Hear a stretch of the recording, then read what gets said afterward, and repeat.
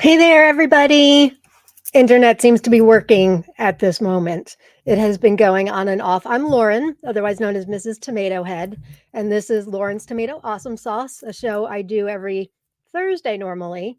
Um, However, yesterday, just out of nowhere, I was on a Zoom meeting with my other group, Zoom chat with some other wonderful members, and it just stopped. And, we're used to that when we get a storm and all that. Let me get rid of this banner. There was no storm, there was nothing. Um, and it was going on and off all day. I went to Xfinity, which is our cable company. I switched out the modem. They troubleshot everything with us. Nobody can figure it out. So Rob ended up calling, and we had an appointment scheduled for somebody to come out today between 10 and 12. We know how that goes. They then changed it and said they were going to be here by the latest 1:30. So by 3:30 or 3 o'clock, I told Rob, I'm like, we need to reschedule, like maybe for tomorrow, because I want to do this show today. And wouldn't you know, 10 minutes ago, it went out. So if I go dark all of a sudden, that's why. It must be something outside with the cable is something, all I can think, because everything seems to be kosher on our front. But anyway, it's so nice to see you all. It's been 2 weeks. I've been sick for the last couple weeks. It's been a bit rough. I know I've shared before that I've lived with lupus for, since 2001, a long time, over 20 years. And I have chronic pain with it that I live with every day. And about 6, 7 years ago, I started developing like neurological stuff that goes along with it. I don't want to bore you guys with all of it, but it causes tremors, um, muscle weakness, narcolepsy. Believe it or not, I have clinical narcolepsy, which means I can't stay awake. Happens usually in the mornings. Trouble swallowing, fuzzy head, all kinds of things. It's not fun. And I hadn't had it in a couple of years, to be honest with you. Part of the reason why I noticed that eating plant-based really helps me with my pain and all of that stuff. So it had been, gosh, about 3 years since I had it. I have some other smaller things that happen at night, but nothing this bad. So it came back, and it was really disappointing. Last week was rough. So I went on prednisone, and I'm doing much better. Although I noticed today I lost a lot of weight. I lost 10 pounds, which I was already underweight to begin with. So I have to focus on eating. And that's been a bit of a challenge when you have swallowing issues. You have to be really careful, but it's getting better. And I'm so happy to be here because it hasn't been a great week. And I really wanted to be with my tomato friends. So if it's your first time watching, this is an interactive broadcast we're just tomato friends sitting here talking about tomatoes. Hi, Rowena. Thanks for being here. Hello. Hello. Welcome back. Thank you so much. I missed you guys. It feels like it's been much longer than 2 weeks. Hey, James. Glad you're here. His hashtag tomato, if it's your first time watching, I do give out prizes at the end. So anytime during the broadcast today, you can type hashtag tomato in the comments and you will be automatically entered to win seed prize. And I'm doing a special seed prize today, which I'll tell you about in a minute. Let's say hi. Hey, Deb. Glad you're here. Riverdale Gardens. Hi, everybody. Eileen, hoping also must be something in the air. My computer power supply died. Ugh. You don't realize how dependent you are. I mean, gosh, what was it? 3 weeks ago, I was in Facebook jail. Now I'm losing power. Like, I don't know what's going on. And my desktop, which is what I broadcast from, is hardwired. It's Ethernet. It's hardwired to our cable. And on their end, Xfinity's end, everything looks good. The router's brand new. So it must be something outside. So hopefully it can get us through the next, I'll say hour, but we really know it's more like 2. Hopefully we can get through this show, and I'm glad I was able to reschedule for today. So who else do we have here? Satya is here. Hello, hello. Francis is here. Hi, happy Friday. Yes, happy Friday, everybody. I'm glad this week is over. Not to be negative. I'm not a negative person. I'm a very positive and grateful person, but it's been challenging in a lot of ways this week. As my partner in crime here, Jen, knows full well. Hey, Jen, my beautiful friend. Hello, everyone. So glad you're here, my partner in crime. We haven't really announced this yet, and we should. So we normally do our Tomato Talk live on the first Friday of the month. But this month is tricky for both Jen and I. I can't do the first Friday. She can't do the second Friday. So we've decided on, what did we decide, Jen? The 19th, July 19th will be our next Tomato Talk live. We think Craig LaHoulier will be our guest. He was supposed to be in July anyway. Still waiting to hear back from him regarding the new date. But hopefully that will work. I know he really wants to come back. So July 19th, and then we're going to start again the first Friday of the month in August, so August 2nd. One of those days is just going to be Jen and I. We just want to talk tomatoes, just the two of us. The other date will be Craig LaHoulier, so we will let you know. But I love doing Tomato Talk live with Jen. We've next month, July will be was it July is a year, Jen? I think so. I think it was like July 12th or something you figured out. So July, we can have a special 1 year anniversary show, which is really special. Eileen, my sister-in-law, has lupus. I'm sorry to hear that. There's people that have lupus generally have a whole host of other things that go along with it. I do. In fact, diagnosis is so complicated. I just say lupus because it's easier, but there's like MS stuff in there, but the neurological stuff is really difficult. The memory and tremors. I mean, trying to fill seed trades is impossible. So if you've been waiting for seed trades over the past 2 weeks, I got some out towards the beginning of my flare, but I know Dorothy Wilkinson, she's been waiting for Henry Harrington's from me. And I'm like, we were talking about how difficult it is with the tremors to do seeds, and she was comparing it to that I Love Lucy episode with the chocolate.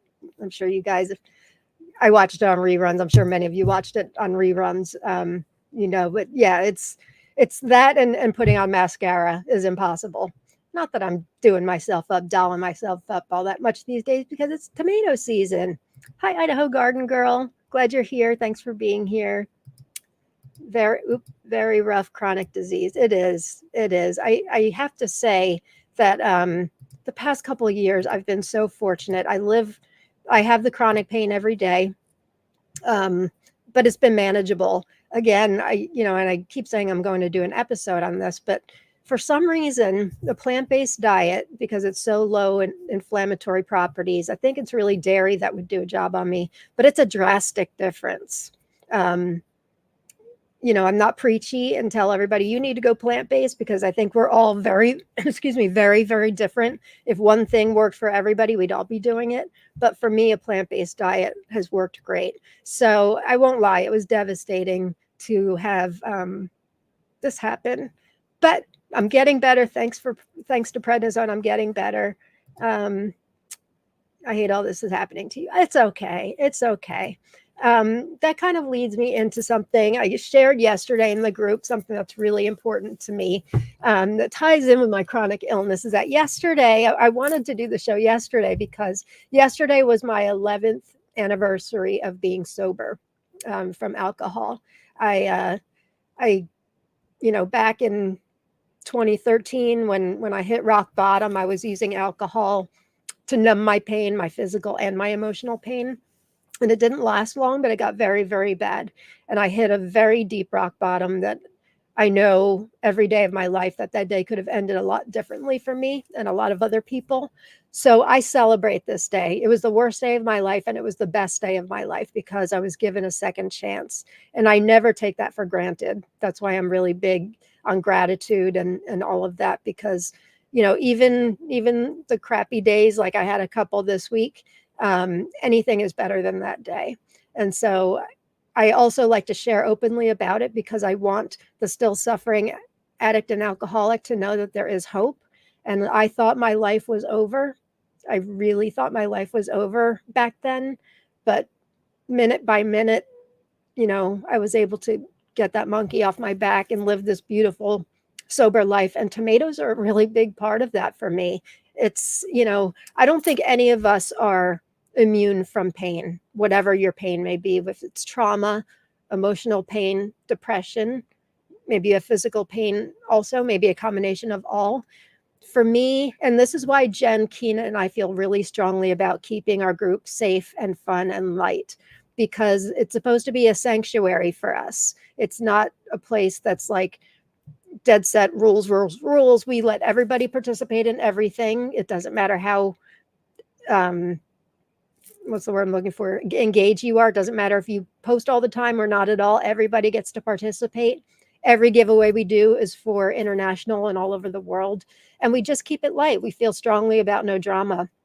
So I put a notice in the group, in both groups, Tomato Lovers Collective and Swap and Pepper Lovers Collective and Swap. We had a member come to us this morning with an issue with another member who was being incredibly inappropriate. And she seemed to be a bit nervous about coming to us. And I'm so glad she did, because we were able to take action. And so I want everybody to know, Jen, Keena, and I, and Pepper's, Ken and Dorothy as well. We want everybody to know that you are safe coming to us, and that we hear you and we will act accordingly, wholeheartedly, thoughtfully, but we will do something. We're not the admins that say don't contact us. We're just the opposite. So anyway, so 11 years was yesterday. It was actually, it wasn't a great day, to be honest with you, because the internet was out and it was kind of lousy, but still, it was a really important day to me. And I want everybody to know that sobriety is wonderful. And I don't think there's anybody out there whose lives haven't been affected by an addict or alcoholic in some way. It really runs rampant. So I want everybody to know that it can happen to me. It can happen to everybody. It's a disease. There's nothing wrong with it, but there is hope. And tomatoes helps put me in a state of flow and to forget about things like chronic pain. And it's just really fun. You know, I never knew that gratitude and my gratitude world and my tomato world would coincide. Speaking of which, last night when we were in between, internet going in and out. And so far, so good, I guess, with this. I accidentally posted something in Tomato Lovers Collective and Swap that was meant for my other group, Attitude of Gratitude with Chronic Pain. Oh, no, that's Tomato Lovers Collective and Swap, which is Awesome Sauce. Here's the other group, Attitude of Gratitude with Chronic Pain. So every night at 7 p.m. Eastern, I do a post, what 3 things have you done well today? And it helps us to kind of, look at our day and remember the good things instead of the bad. So I accidentally posted it in TLC. And by the time I realized it, I looked, the thread exploded with people. Jen posted, and so many of you posted, and it was awesome sauce, to be honest with you. So I spoke with Jen and Keena this morning, and we're going to make it a daily thing. While not directly tomato related, although maybe one of your 3 things can be, I think, we kind of thought it will bring another nice positive spin to our group and just be some fun. So you can expect to see that every day. Who else do we have here? Cereal Spinners here. Happy summer. Yes. Happy summer. I have so much I want to share with you guys today. I don't want to take up too much time, but the first day of summer and my sobriety date kind of coincide in a beautiful way. So when I went to rehab, I went to a special rehab called the Chronic Pain and Recovery Program in New Canaan, Connecticut. It's no longer there, unfortunately. So I was able to get sober there, but also learn how to deal better with living with chronic pain and illness. And as you walked into the door, there's a quote by Albert Camus, Camus, Camus. And it says something like this: in the depths of winter, I've found that within me there is an invincible summer. Beautiful. There's a longer passage that goes along with it. And so I celebrated my birthday in rehab, yay me, and my family pitched in and they mailed it to me while I was in rehab, a framed print that has that quote, and then underneath it, my sobriety date, June 20th, 2013, and it says Lauren's first day of summer. So, if you're friends with me personally, I posted it in my celebration message yesterday. So it's funny and very appropriate that it was the first day of summer yesterday too. Every day for me is a first day of summer. So Yeah, so enough of that. So I'm going to give away 5 prizes today as usual, but for one person I'm going to give them the chance to take 11 varieties to celebrate my 11 years of sobriety. So we're going to do 6 prizes. Hi Ramonte. I've been thinking about you too. Thanks Ramonte. Thank you for reaching out. That means a real lot. Oh, Jen says our show July 15th is 1 year. Yeah, that's creeping up. That's creeping up. How's everybody's tomatoes doing? I wanted to share some pics of how things are going. I did share in the group. I have so many. I've got a whole bunch of micros I want to share here, some really exciting stuff, as well as my 10. So I didn't get to do that, but it's okay. Can't be here for 4 hours. For all I know, the internet will kick me off soon. Who knows? But we don't. We'll just concentrate on the moment, and we're here now. Thanks, Teresa. Glad you're here. Thank you. And thank you, Francis. Thank you. There was somebody in the group. I won't say any names and stuff because our group is private, but there was somebody in the group who commented yesterday and said that they were just starting their journey in sobriety, and that kind of made me break into tears and offer my help to them. I know the early days can be tough, but boy, if you had told me that there's a life beyond this. I mean, I was a drunk driver. That was my rock bottom. I did not hurt anybody, which I thank God for every single day. And I think there's a reason for that. But when I woke up in the hospital, because I don't remember any of it, when I woke up in the hospital, that feeling I can bring back so easily. And I know anything is better than that. Anything. Even the last couple weeks that have been rough, anything is better. So that's my baseline for gratitude. If you had told me that my life would be like this back then, I never would have believed you. But there really is hope. Oh, Teresa, I lost my sister to alcohol drug addiction. So proud of you. She never did overcome. It breaks my heart. It breaks my heart. You know, now that I've been affected by it, I used to be kind of judgmental and think that it's a choice. But when you're in the throes of addiction, it's got its grips on you. There's no choice. So when you see the drug-addled mom who loses her kids and you wonder why she just couldn't give up drugs, I no longer think of it that way. She really had no choice. It's our choice to pick up the first time, but once it has its grips on you, and I can't speak more highly of the 12 steps. I'm a big fan. Hi, Kathy. It's great to see you too. I don't want to be a downer today. Ramonta, you are a very strong person and you are an example for, no, now I'm going to cry, for many people. I feel your emotions now. I'm so thankful for all you did for me. When I had so strong emotional pain, you are our son. Ooh. Ramonte, thank you. Thank you so much. So much. Those words mean everything. I can't even tell you. Rowena, I think we loved that post, even if you didn't intend to post it to our group. Yeah, it was a happy accident. It really was. And now we're going to do it every day. Try it on for size. I think we actually had more engagement on it in TLC than we do in AOG, and we've got over 11,000 members there. So it was really neat to see everybody kind of jump on that and have fun. We should celebrate the good things we do each day, don't you think? Yeah, I agree. Mama EC's here. Hello, thanks for being here. I agree, Ramonte. Thanks, Deb. Wow, I'm like, I don't know how I'm going to recover from that one and do a show, Ramonte. Thank you. Thank you.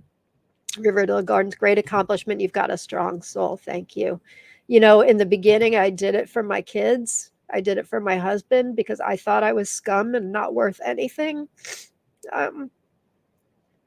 But now I do it for myself and the kids. And, you know, my daughter commented on my post yesterday and said how proud she was of me. That is what it's all about. That's what it's all about. It is. My tomatoes are my therapy. Me and you both, my friend. Jen, I'm going to have to water my gardens tonight. The peppers look sad today. I was out in the dark doing my tomatoes yesterday, Jen. Not the ones in the ground, because I think if you're like us, I think we're getting rain tomorrow over the weekend.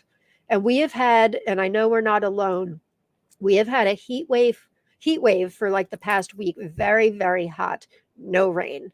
And so our beds that are raised beds that are in the mushroom compost mix, I had to water. They were starting to get a little crunchy looking. And Jen and I, we're not big waterers.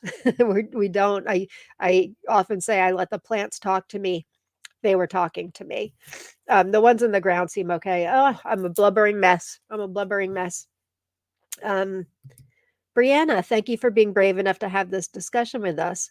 It's such an important topic, and you never know who is struggling. Conversations like this help people more than you know. Thanks, Brianna. Thank you so much. That's what I hope. I used to be so embarrassed in the beginning. So embarrassed, like, how could I let this happen to me? As if I'm better than anybody else, right?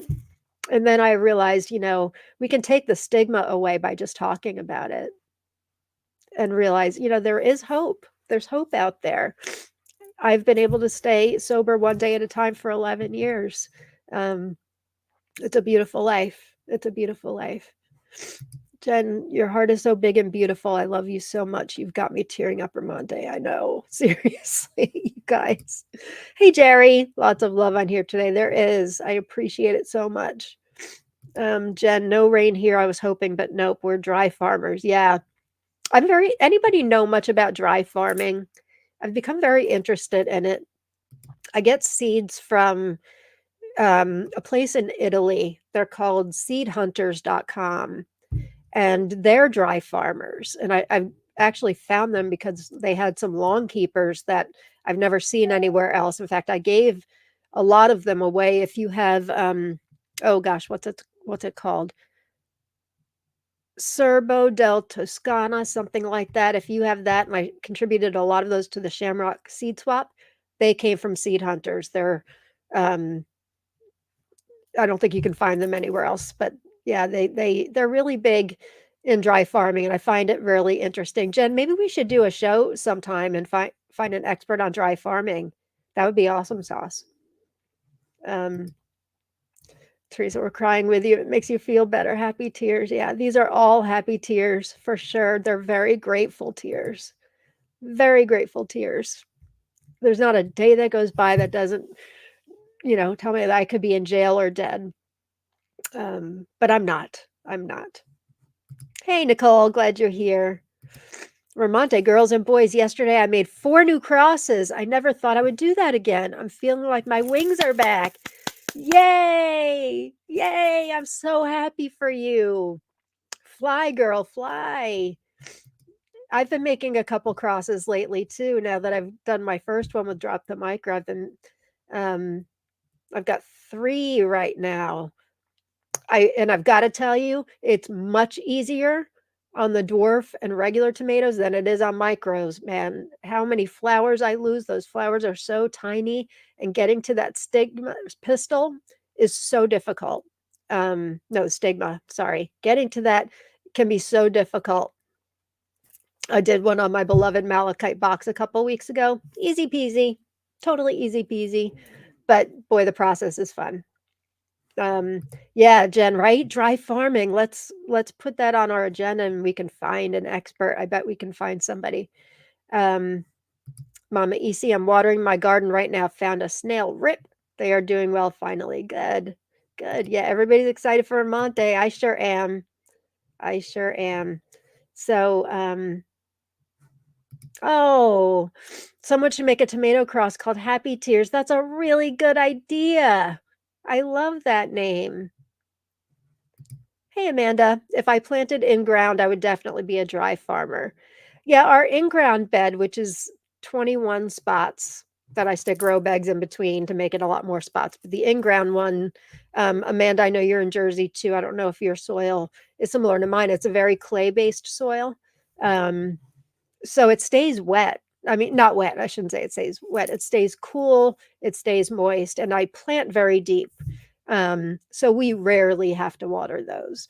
But the raised bed with the mushroom compost, that stuff was dry, dry, dry. Jen,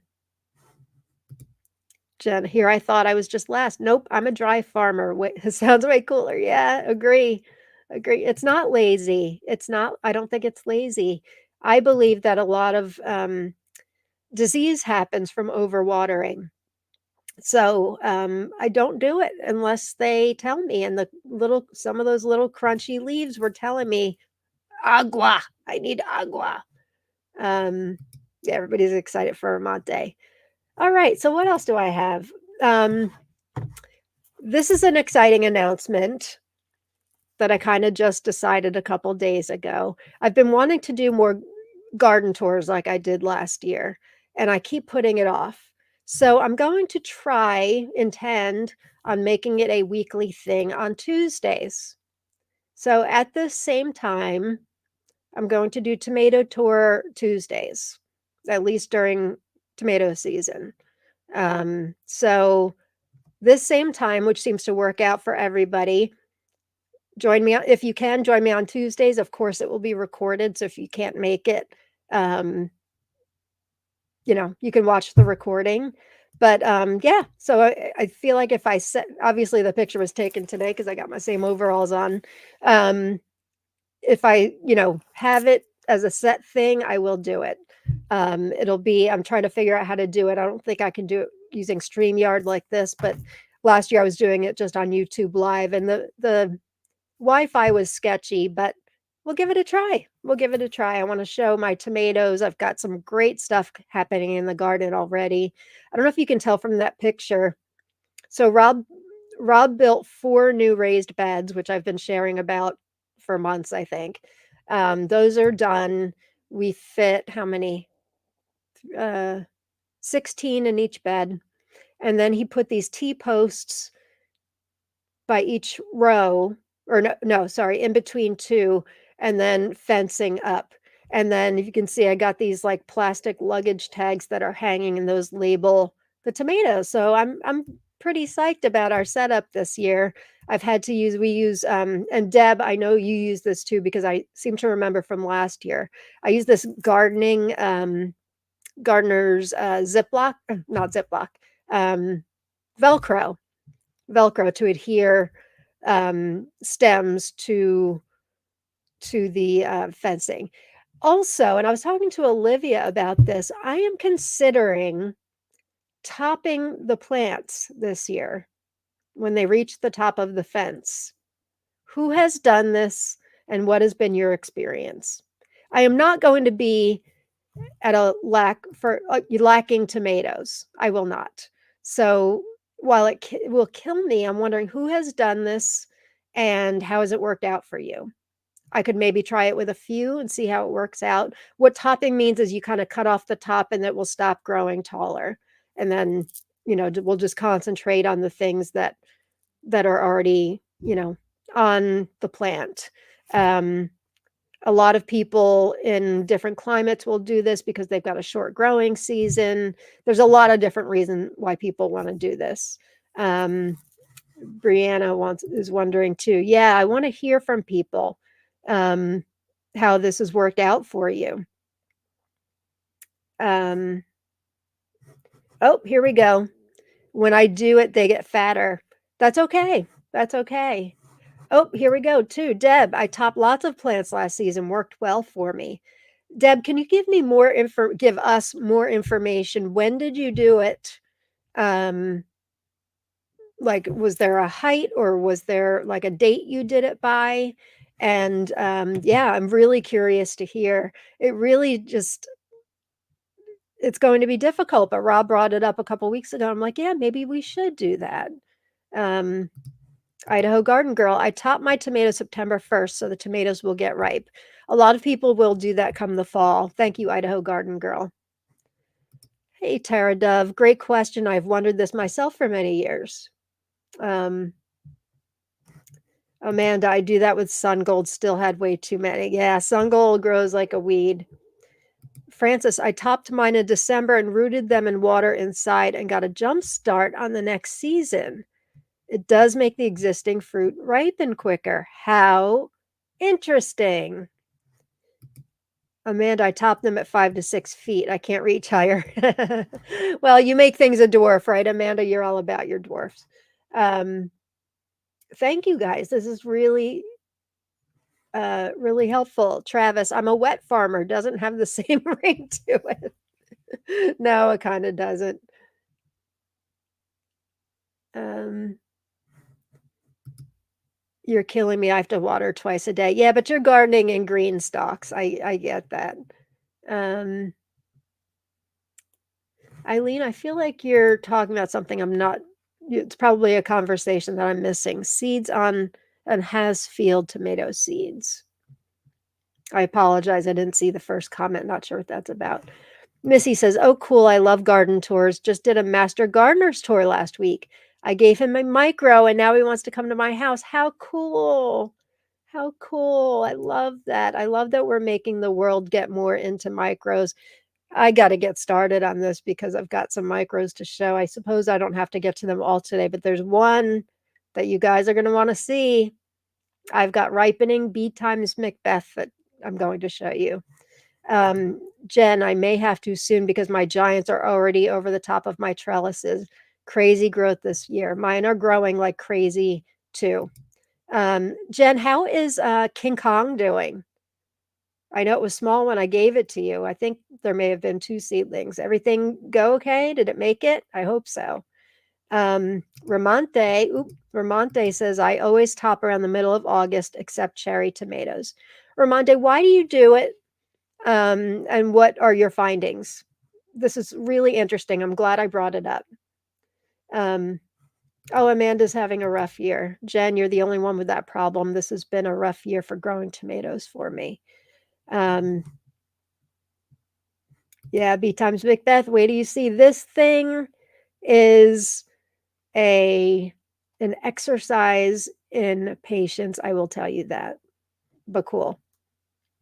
Eileen says Ukraine seeds has tomatoes that don't need water or care. Oh, interesting. Um, do you have specific varieties? Is there a specific vendor? If so, if you can put it in the links, that would be fantastic. Um, speaking of Amanda, Amanda has a new group that's launching soon called Tiny Tomato Tribe, and it's focusing on uh, dwarf tomatoes and other vegetables as well.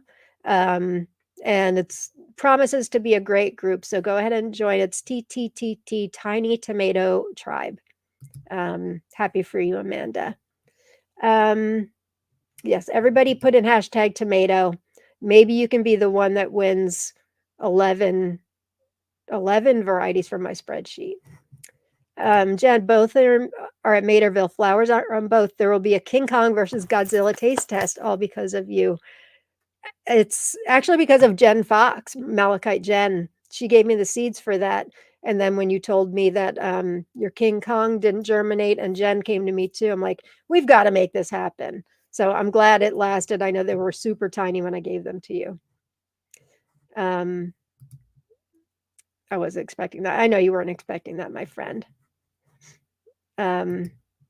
What is your group? It's called Tiny Tomato Tribe. And she's hosting grow outs. Let me put it in the comments.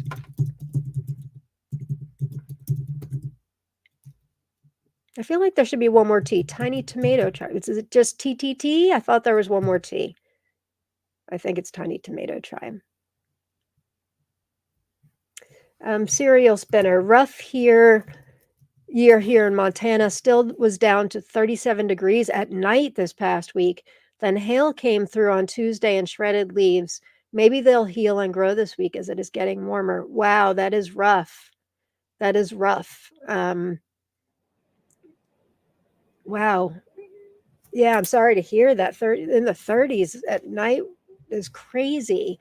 You know, even I'm on the East Coast in New Jersey, but even in Maine, which is, you know, very our most northern state on the East Coast, they're getting over 100 degrees, which I heard has never happened.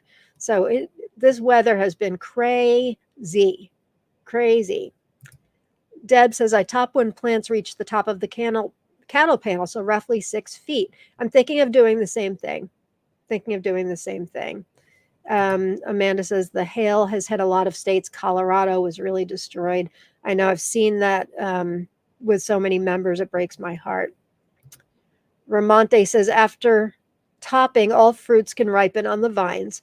I'm cutting them 1.5 to 2 months before the first frost. This is such helpful information. I am totally doing this. If not with all of them, at least half. I want to try it. I think I might do all of them. I think I might because, I let them grow tall just because I don't want to be like, like in a slasher movie, slash.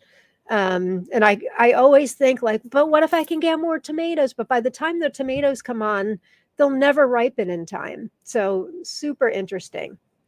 Deb says, otherwise the plants keep growing and flop over onto plants on the other side of the panel. Plants get really bushy. Yep. Yep. And with the new setup that Rob has for us, Deb, I think that would be smart for us. I mean, I'm not going to be, like I keep saying, I'm not going to be lacking for tomatoes.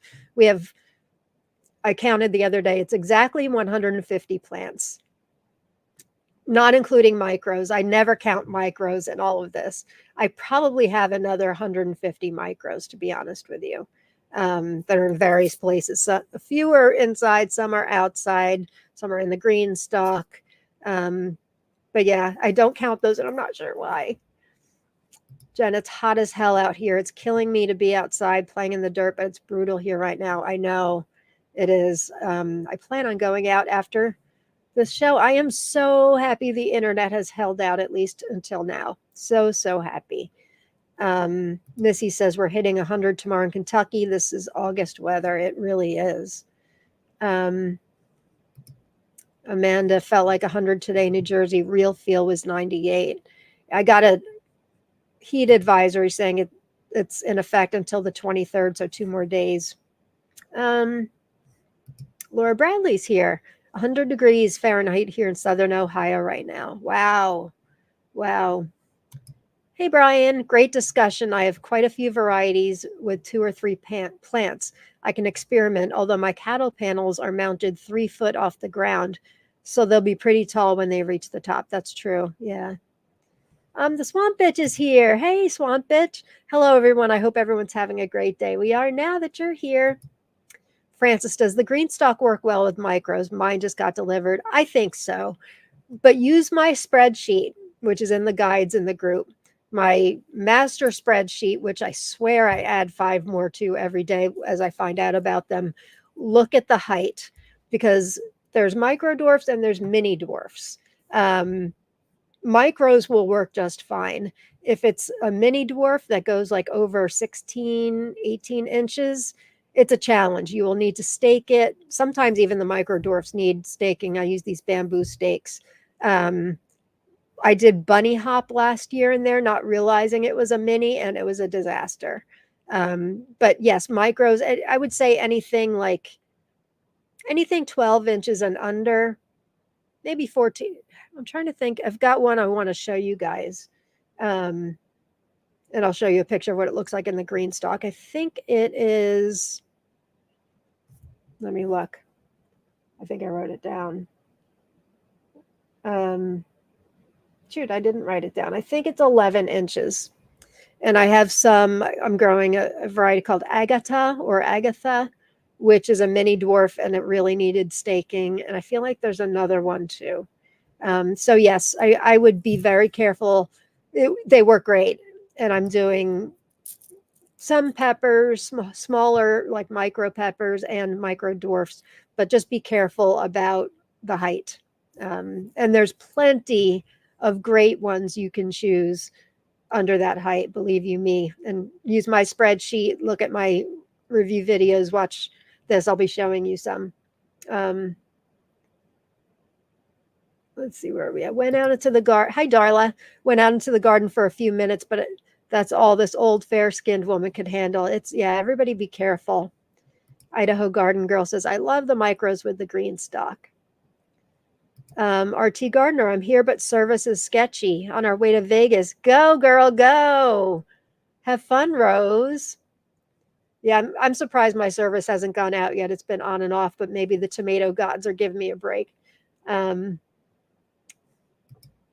So Heidi Giores grows all of her tomatoes in a green stock.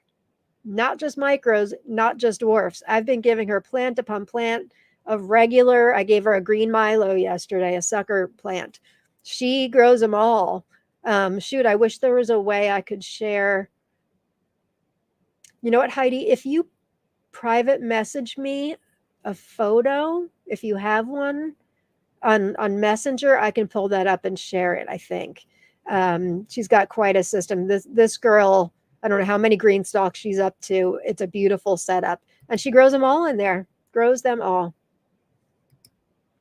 Idaho Garden Girl. A lot of times the seed description of the micros doesn't say how tall they get or how many days to maturity. I do my best on my spreadsheet. I really do my best. If anything's missing, it's only because I researched and couldn't find it. Days to maturity, I'm kind of not great on putting in there. I do when it's widely available or when I'm able. I put so much research into it. You're right. The seed companies don't tell you, and it's annoying. But if you go to my spreadsheet, you will. Let me see if I can get a link here. Hang on. It's in our group guides. But if you go to this link, I'm pretty proud of it. It's a work of art. Okay, here's the link in the comments to this. I swear I just added like 7 more today from like, I find more from Russia and all over the place, but I really do my best to do at least height. Brianna says, I use Lauren's spreadsheet to check heights and reviews on micros. So helpful if you're planning on growing inside during winter. Thanks, Brianna. That's my goal. That's my goal. I started my micro project. I've shared this before, but for members of my other group who live with chronic illness and can't necessarily leave the house, I wanted them to know that they can get the benefits of gardening without necessarily leaving their house, without the backbreaking work. So I started growing micros, and then with my addictive personality, it's always there. Your addictions just come out in other ways. I wanted to grow all of them, and it's become kind of a lifelong passion of mine to grow all of them and to share.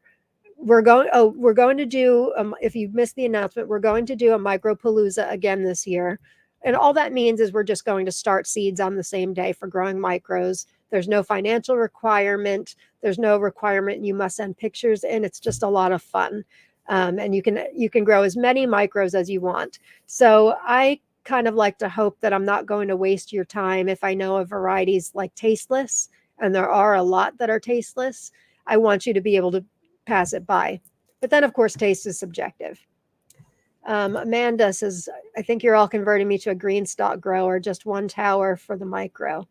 I only have one. I probably could use more. I also started using these deck railing planters for some of my micros.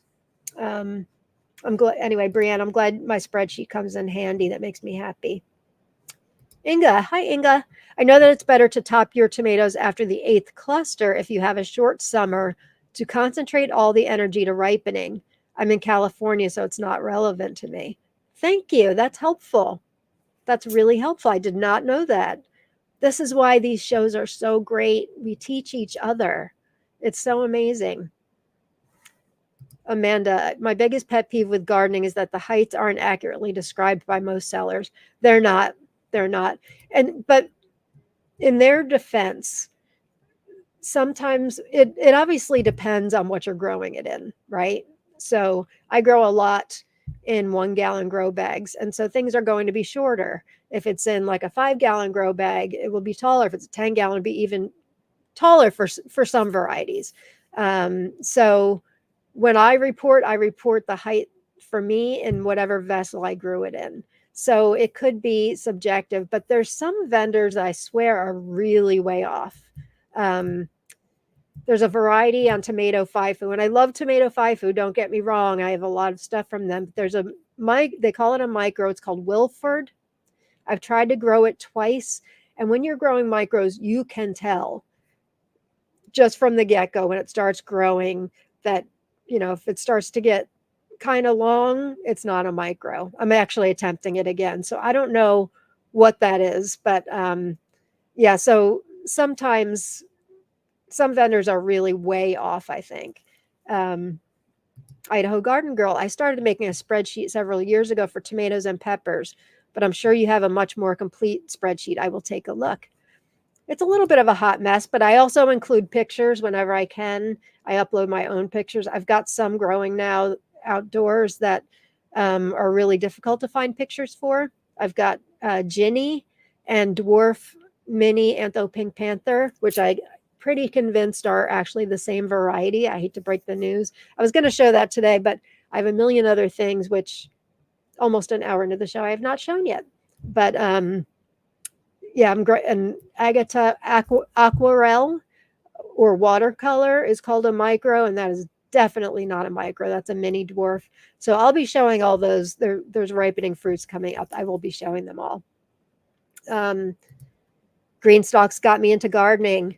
I think that's amazing. I think the invention is genius, and I love that people, even in places where they can't have a garden, that they can do it on their front porch. And there's so many pockets to these. So you can really plant a lot.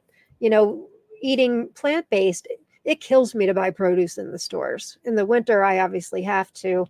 In the summer, I go to my local farm stand down the street, or I grow as much as I can. And oh my God, the corn on the cob at my farm, best I've ever had. Jersey corn and Jersey tomatoes, best in the world. Since severe winters can come early here, I just can't get too tempted to grow something that's going to take 120 days. That's really borderline for me. Understood. Mama EC, I had 2 green stalks originally. Now I have 5. That tends to happen. I only have 2. But when I saw that pink one, and if you see Heidi, let me know if you do private message me. I can go and pull that up. She's got a beautiful setup. There's like, now they do like a basket weave look, and there's this beautiful pale pink that I need badly. Amanda's been convinced. All right. You should get commissions for the products you talk about. Amen. I need a Fox Farm Ocean Forest commission, or a discount at least. All right, you did send pics. All right, let me try to pull it up. Hopefully it won't interfere with internet. All right. Oh gosh, I can't even see the green stalk. All right, let me see if I can pull this up. Present, share screen. Here we go. So you can see here in the middle of all that is a green stalk. And then green stalk cells, I don't know what they call it, Heidi, but they're these supports. So look at that. They look so healthy too. My goodness. Heidi, is this your first year doing regular tomatoes in the green stalk? There's a couple others. Let's go through. Oops, not that. Hang on. There we go. Look at that. So there's 2 different sizes of green stalks. There's the original, which is what you're seeing here. It's got the deeper pockets. And then there's one called the leaf, which has shallow pockets, which I think is better for leafy greens, lettuce, things like that. Tomatoes are going to, I say it all the time, tomatoes want to be planted deep. So this looks phenomenal. There's nothing in here that looks stressed out. Wow. Totally impressed. I cannot wait to see what's going on when things start getting taller and ripening. Are you going to top your plants, Heidi? I would imagine you would have to. Super cool. Oh, that's pretty. So pretty. Heidi, tell us how many you have. Thanks for sharing that. That was fun.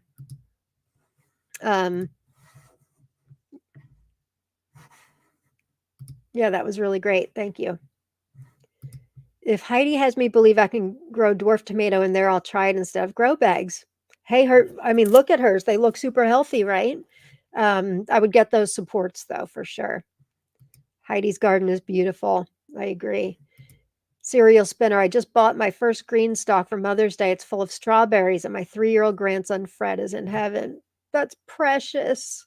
That's precious. Jerry's impressed. Oh no. D. I think the pink is being discontinued very soon. You can't tell me this because you know what I'm gonna do. Thank you for the tip, though. Oh, I need it. I really need it. It's a business expense, right? For the business that I don't have. I I have a tomato community. I need it. I need it in order to, share with my fellow members about growing different micros. All right, Heidi, she has 30 green stalks. And let me just tell you, Heidi's husband is just so in love with her and the nicest man. He's constantly buying her green stalks. He's always like making sure she's happy. It's just the sweetest thing I've ever seen.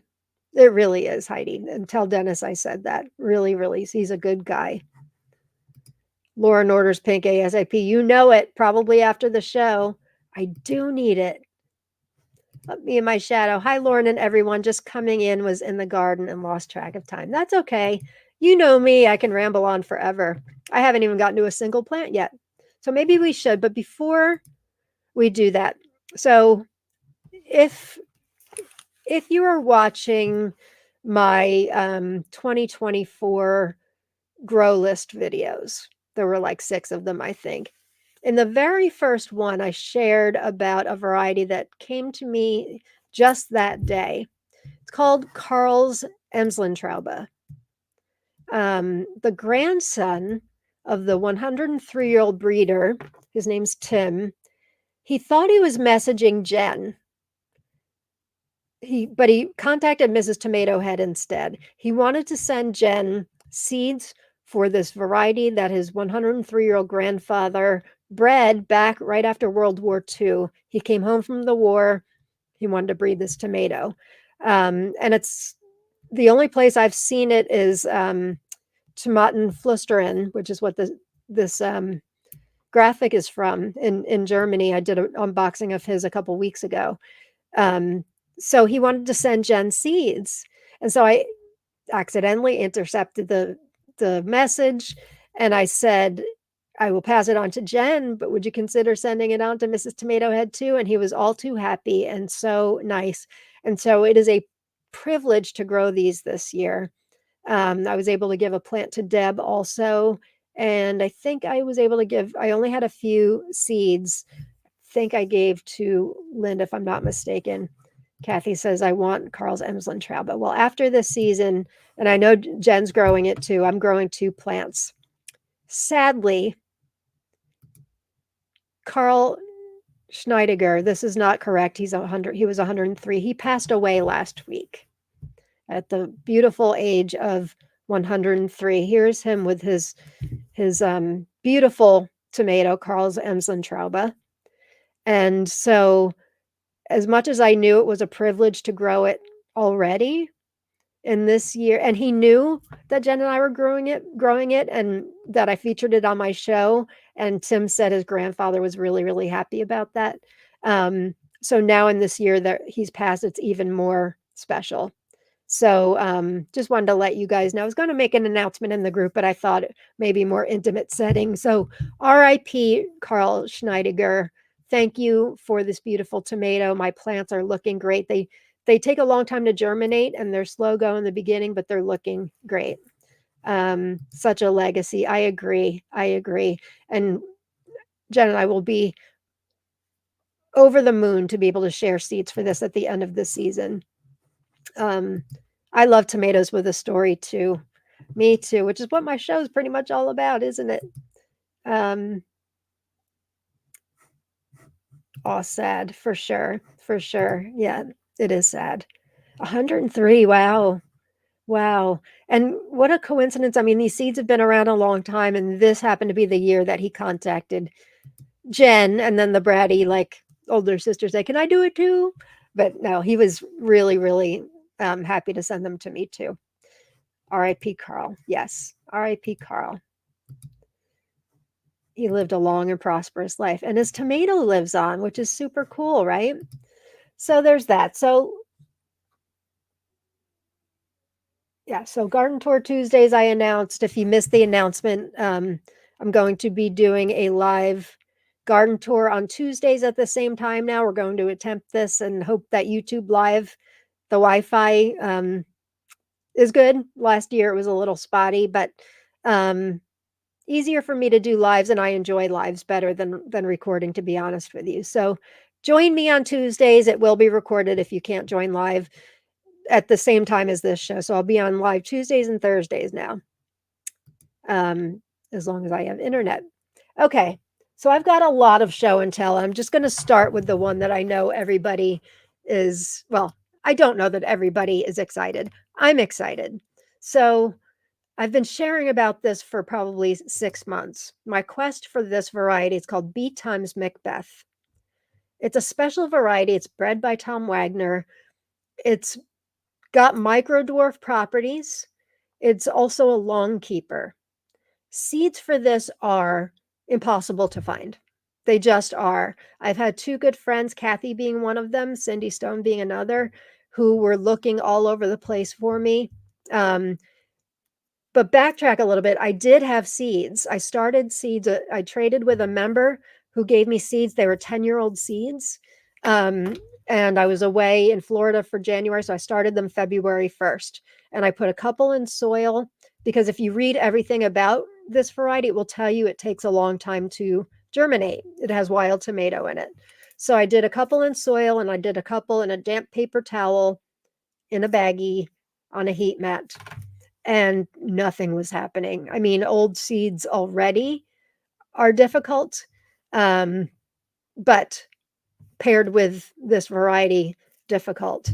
So I waited and waited weeks and over a month.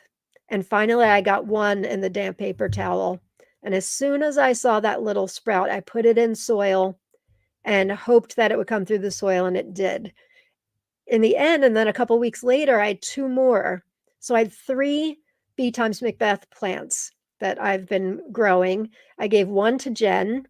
And then one of the beautiful things about this variety is that it puts out a lot of suckers. So I've been giving suckers to many of you in the hopes that we can, I should say, Tom Wagner didn't even have seeds for this. Cindy asked him. He didn't have seeds for this. So, and I know Ramonte's growing it too. And she just commented, grows so well for me. I will save a lot of seeds, I hope. Yes, me too. You're the only other person I know who has it. I did give a few seeds to other people that had never germinated for, or I knew that's wrong. They found it from somebody else. And I passed it on because mine had germinated and they didn't germinate. So took a long time to germinate, and then they've been growing great. But they take forever to ripen. Let me show you. So I've got them growing in 2-gallon grow bags. Let me get rid of this. And this is what they look like. They're about, I've measured this a million times, so I didn't have to do this, and I already forget. Not that tall. About 14 inches tall. What is that? 30 centimeters. I'm trying to get better about doing inches and centimeters. And look, it's full of these glossy, green, hard fruits. They have been like this, and I'm not even exaggerating, almost 2 months, if not a little over 2 months. I've been waiting and waiting and waiting and waiting because I'm dying to share seeds for this with everybody. I'm dying to taste it. I'm dying to, do a review and all of that. So this plant was one of the ones that was a few weeks behind the other. But a couple days ago, the original plant started ripening. And I've had to remove some of the foliage, which was looking a little funky, but look at this. Look, we have ripening B times Macbeth. They are, I don't know if you can see, let me move the keyboard. They're not uniform in shape. They're not completely round. They're some of them are kind of dimpled, They're different in different sizes. Let me try to get closer. How exciting is this? How exciting is this? So I'm not going to taste it today because I want to give it its optimal chance, but I thought I would cut one open because I can save seeds from it at this point. Just one. I want to see what it looks like inside. I've never seen a cross-section shot inside of B times Macbeth. And I want to see how many seeds are in each one. I don't know. So let's find out. Um, by next week, I bet I can taste one. So I'm going to, let's see. I should say, even though, like in the pictures, they show them bright red, right? So, yeah, so they get bright red. So obviously they've got a way to go, but they are very soft, surprisingly, because those green ones, yeah, they're really soft. The green ones are hard as a rock, which could explain um, why it's a long keeper. All right, here goes. I am so excited for B times Macbeth. It really just has been. This is not a variety for the impatient person because this is like a 6-month commitment, all in all. So here, this is one of them. You can see it's got. I don't even know what you call it, but I know some varieties get that. It's not leaf or anything. It's just kind of some scabbing or whatever. It's very soft. Big. This one's big. This is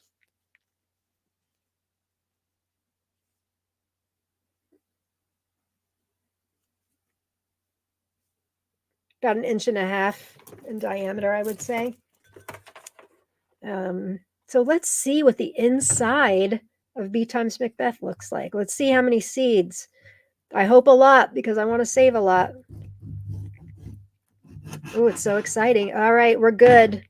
We're good. Plenty of seeds.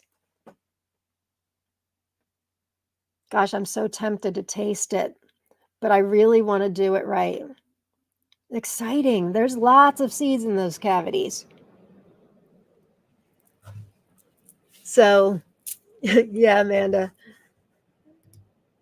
100 million seeds. Yep.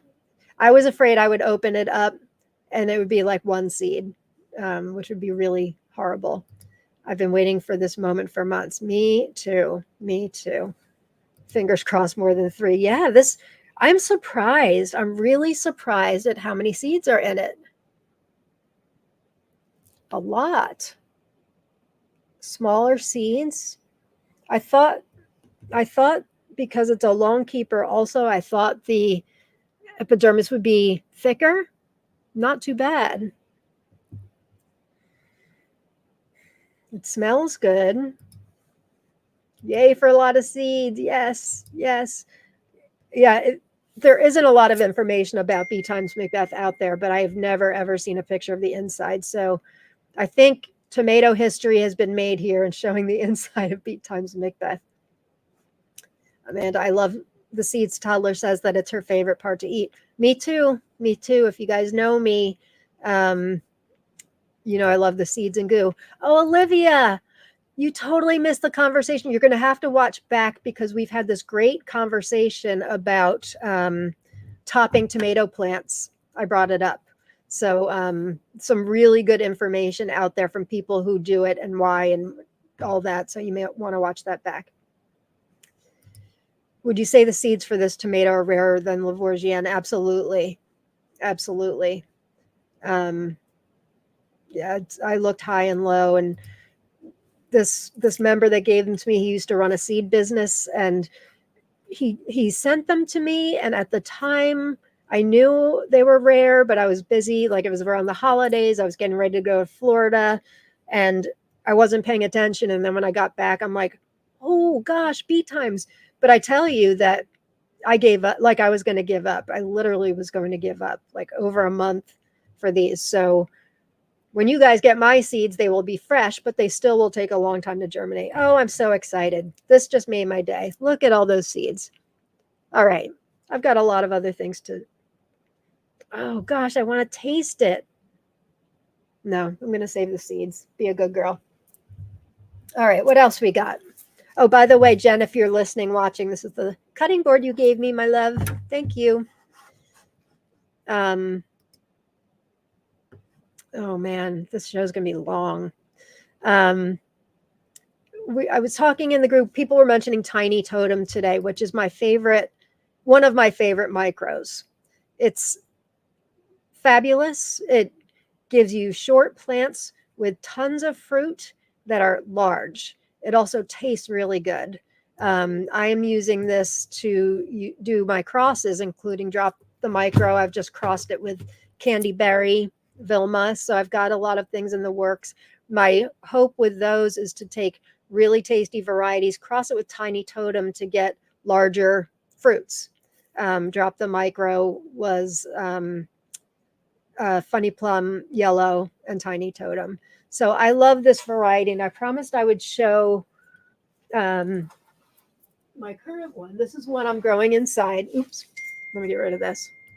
This is one I'm growing inside. It's in a 2-gallon grow bag. They, they're just starting to get fruit. I don't know if you can see how many flowers are on it, but a lot.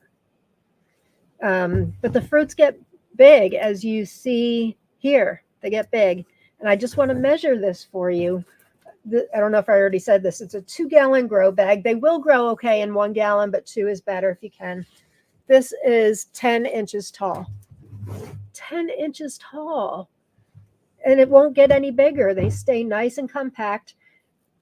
It is a completely different variety than just regular Totem. There's some confusion there. I think Totem is a dwarf. You want Tiny Totem.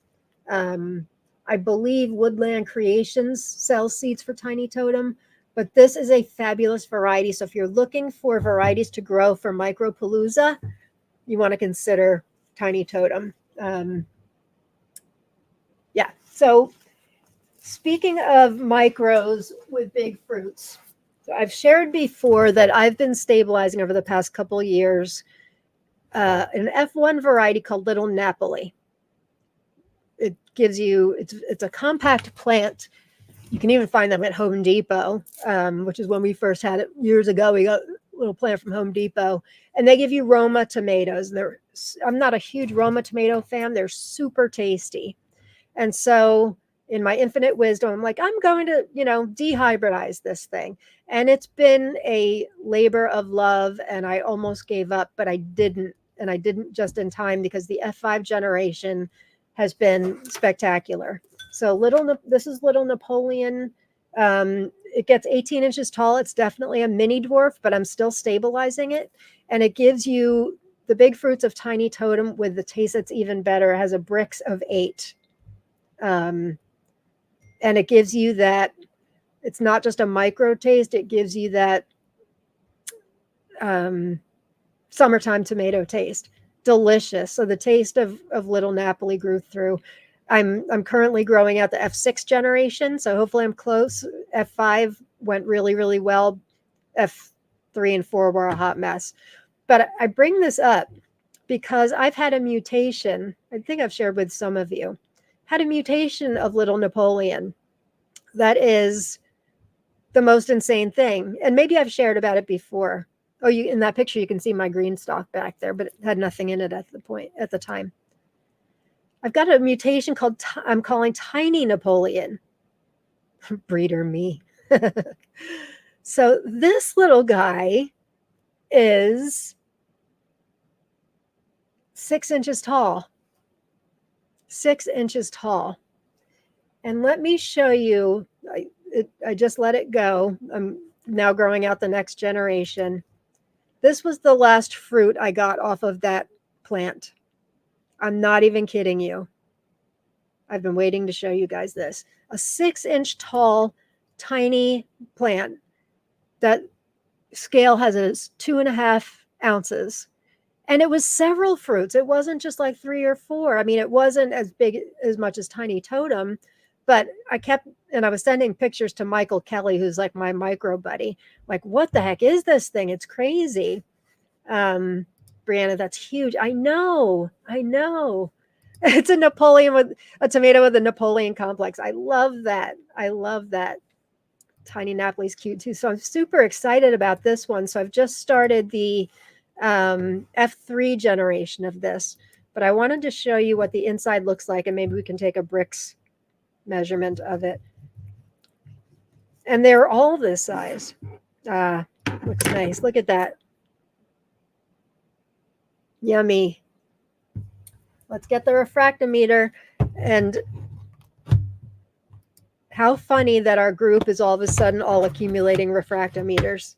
I love it. I love it so much. So here we go. Tiny Napoleon. I can't believe a plant that size can produce fruits like this. All right, we have to give it 30 seconds.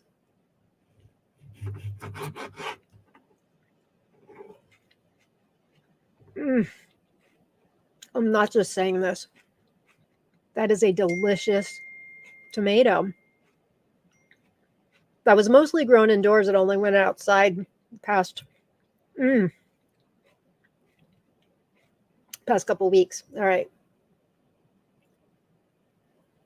The brick says 8, so it's really sweet. Bricks measures the sweetness. So that is, be on the lookout someday for Tiny Napoleon.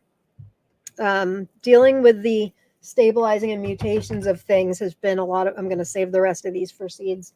Maybe I'll eat this one.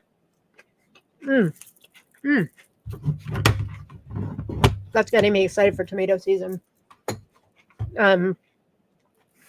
Doing my own intentional crosses now and stuff has been such fun. And then, stabilizing mutations. We talked in the group the other day. There's a chubby bunny mutation out there, an antho mutation. So now I'm growing out, I think it's an F3 generation of that. It's just exciting. Tomatoes are fun. All right. I'm taking too long for this, but I have another mutation. So you guys know I love Vilma. If you haven't watched my show, you wouldn't know, but I love Vilma. It's my favorite micro so far. And I have a plant that will be 2 years old in August. And I keep cutting her back and pruning her. She was on the brink of death, and I wanted to show her to you. Now, she looks a little haggard, but check it out. Look at the amount of fruits on this thing. You'd think she'd be slowing down, this old girl. There's fruits everywhere. She needs a lot of staking. She's tired. She's old.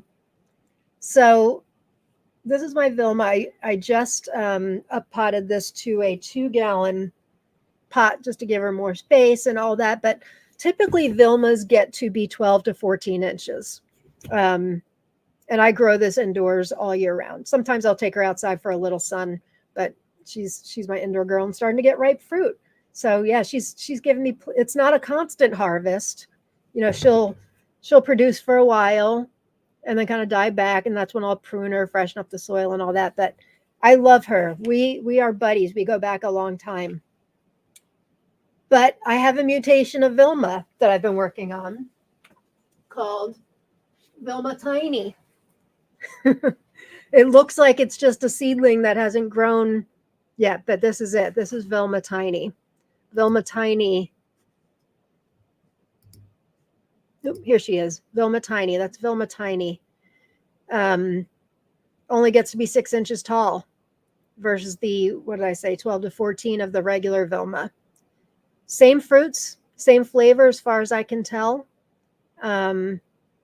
So yeah, I grew it, I think, over the winter, and I'm like, who are you? Or maybe it was over the winter, I think.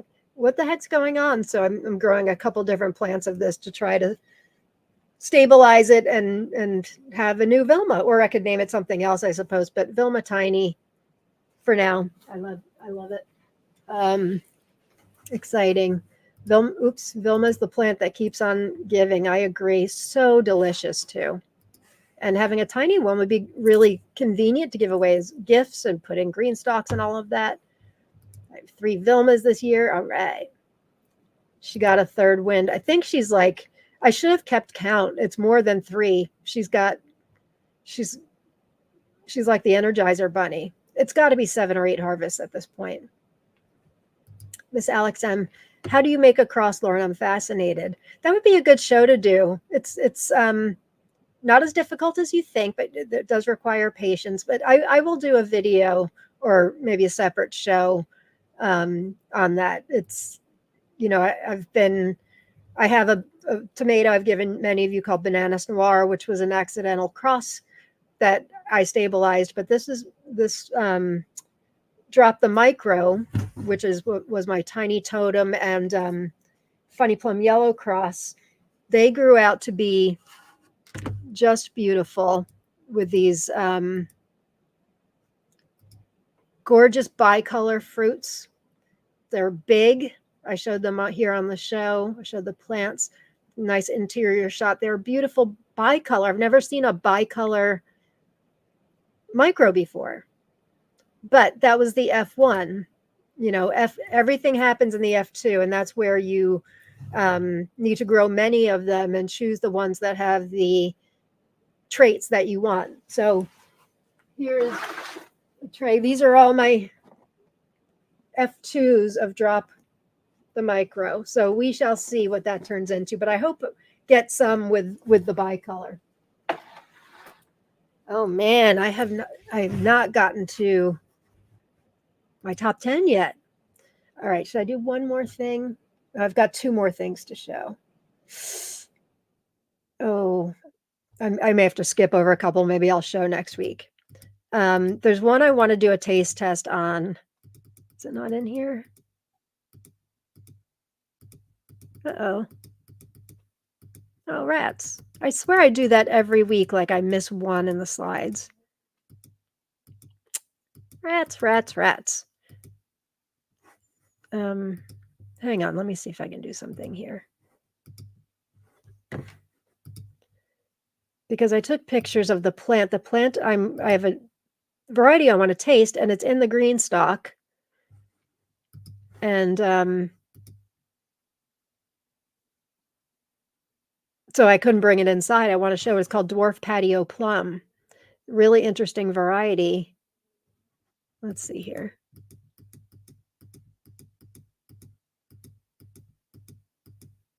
No. All right. How can I do this? Bear with me one sec, guys. I really want to show this because I think seeing the plant, it's got this, it's like curly kale, the variety. It's got this kale foliage, which you need to see. You just need to. All right, let me get the file here. Where's Dwarf Patio? Here it is.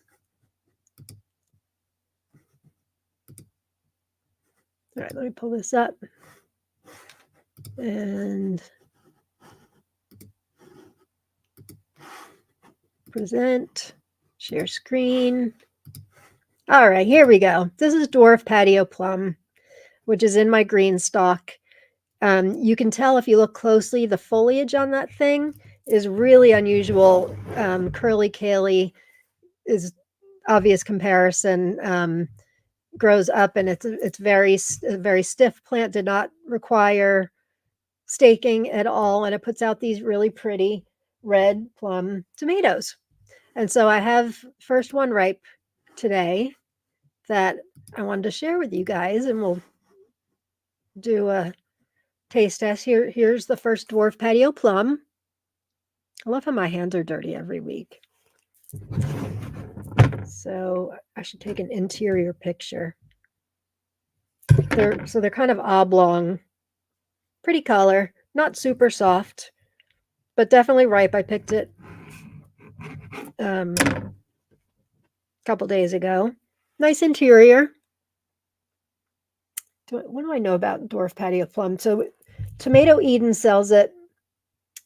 She says, crispy, firm, aromatic, real fruit with a tomato flavor. It grows slowly, but in good light, suitable for growing all year round. She said plant height up to 30 centimeters. What did I say it was? Did I say it's... Now I've already forgotten the height I said it was, but not as tall as she said. 11 inches? Is that what I said? I don't remember. But got to clean this off. Hang on. My little refractometer. Anybody who shout out if you bought a refractometer. I know Jen got one. I know Kina got one. They're a lot of fun. And somebody in the group shared something very interesting about using it. And I saw it on YouTube yesterday, actually, grinding up your leaves to test using a refractometer. And it will help with pests and also with nutrients. So really, really neat. And they're very reasonably priced. I think Kina got hers on Temu. All right. So I just put some on there. Let's give it a taste. Ooh. Mmm. Ooh. This is delicious. Sweet and tangy. Mmm. Wow. Was not expecting this.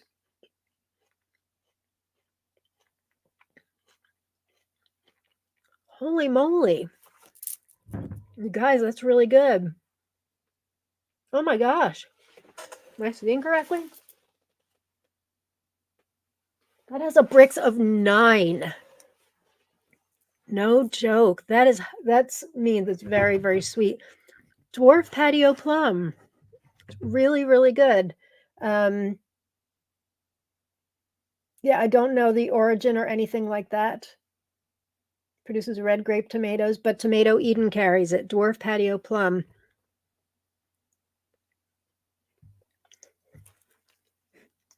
Forgot to take off the stem. Wow. That's delicious.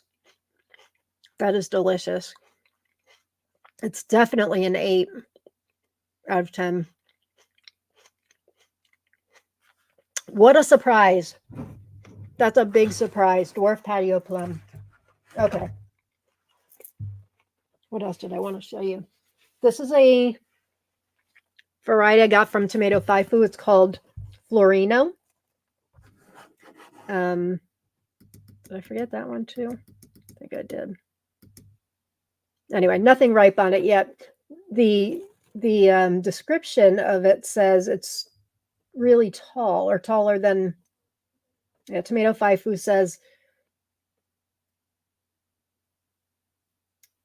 I don't know where I got that information. I think it said it was like 14 inches tall. Mine is staying very compact and getting lots of nice fruit. So that's on the horizon. I've got a bunch of other stuff on the horizon too.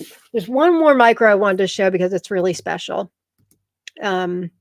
Heidi Schmaltz-Dolan is allowing me to grow this to help her stabilize it. This is one of her, as of yet, unreleased varieties called My Two Gingers.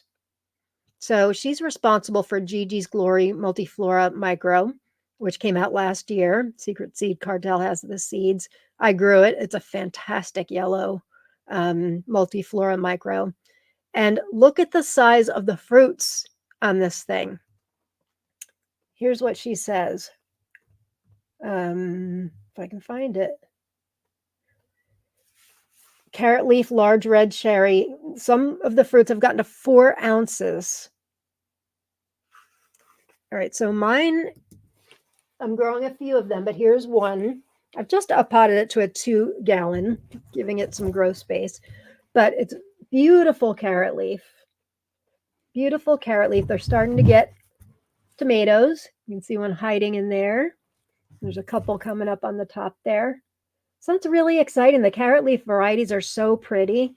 I don't know that this is going to get much taller. I started it back in March. It's a slow grower, but really exciting. I can't wait to see how big these get, because if they're anything like this, that's exciting. So stay tuned. And thank you, Heidi, for allowing me to help you grow and stabilize. Okay. We're an hour and a half in. Should we talk about the tomatoes I'm obsessed with this week? Oh gosh, there's a few other ones I wanted to show. I'm going to skip them. I'm neglecting the comments here. Wow, that dwarf patio plum was really great, you guys. That's now going on my list. Yes, on the wish list it goes. Yep, it's really good.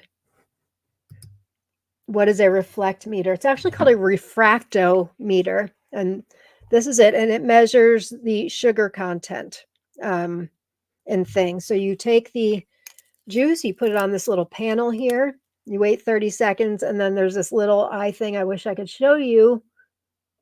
9, unbelievable. Which gives you, it looks like a thermometer inside, and it will give you a level.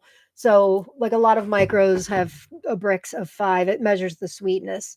Now, and I said this last week too, or 2 weeks ago, that sweetness isn't always everything, because I like a good tang also. So you will find that, like, your larger tomatoes, your regular season tomatoes, they may not be all that sweet, but they've got a really great, full other flavor. But with cherries, I think, and micros for sure, knowing that sweetness is really helpful. Ro got one. Ro got one. Becca got one.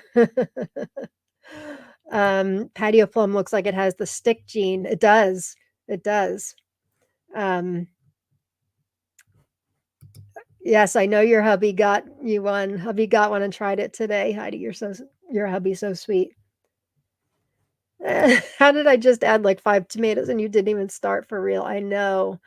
I know. See, this is what happens when I don't come for 2 weeks. Oh, Ro just bought seeds for Gigi's yesterday. You will love it. It's a really great one. Okay. So let's just look at that again. Can you imagine a micro that puts out those? I'm excited to see what's happening. She's also having me grow another one of hers called Paws Pride. And that's not a carrot leaf. It's a more compact variety also. And it's exciting. I'm also helping Ellie from Bunny Hop Seeds stabilize 2 things this year. So it's really just a privilege to be able to help people and know that they trust me. All right, I've got to break down and show one more. So there's a variety called Mighty Mini that you may not know much about, because this was a seed pod from Arrow Garden. I bought my daughter an Arrow Garden sprout, which is the small one. This was without the light and stuff.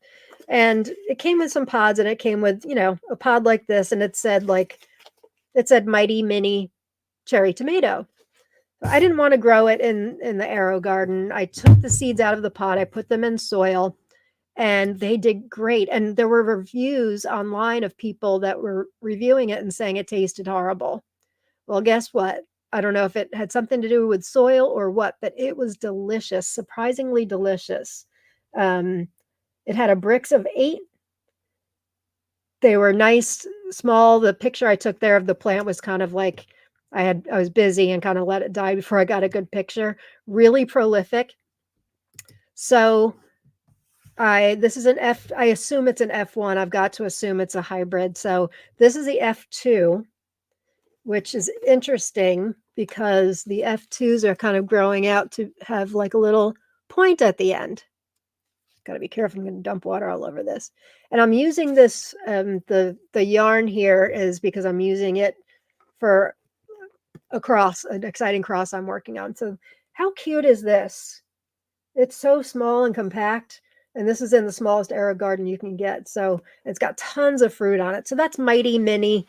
So I will eventually be giving out seeds for that. But yeah, you can't find out much about it other than Arrow Garden communities. Okay. I swear that's it for micros. All right. So the first one today that I'm obsessed with is a variety called Lillian Marie.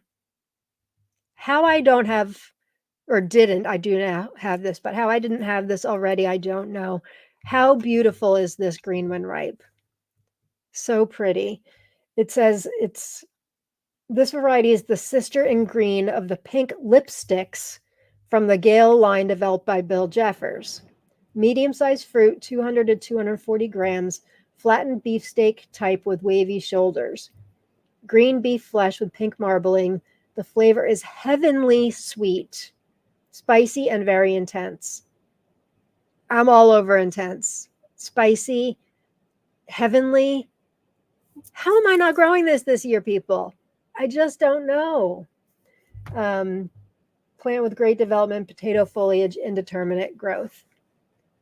Heidi, it is like a tiny bonsai tree. I agree. It totally looks like a bonsai. It's so cute, and I haven't trimmed it or anything. Right, let me show it again.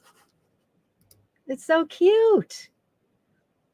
And the tomatoes that I crossed with pollen from another tomato, that's not Tiny Totem, by the way. They're starting to develop, so I'm super excited to do F2s on those. Super excited. Okay, back to Lillian Marie. Has anybody grown Lillian Marie?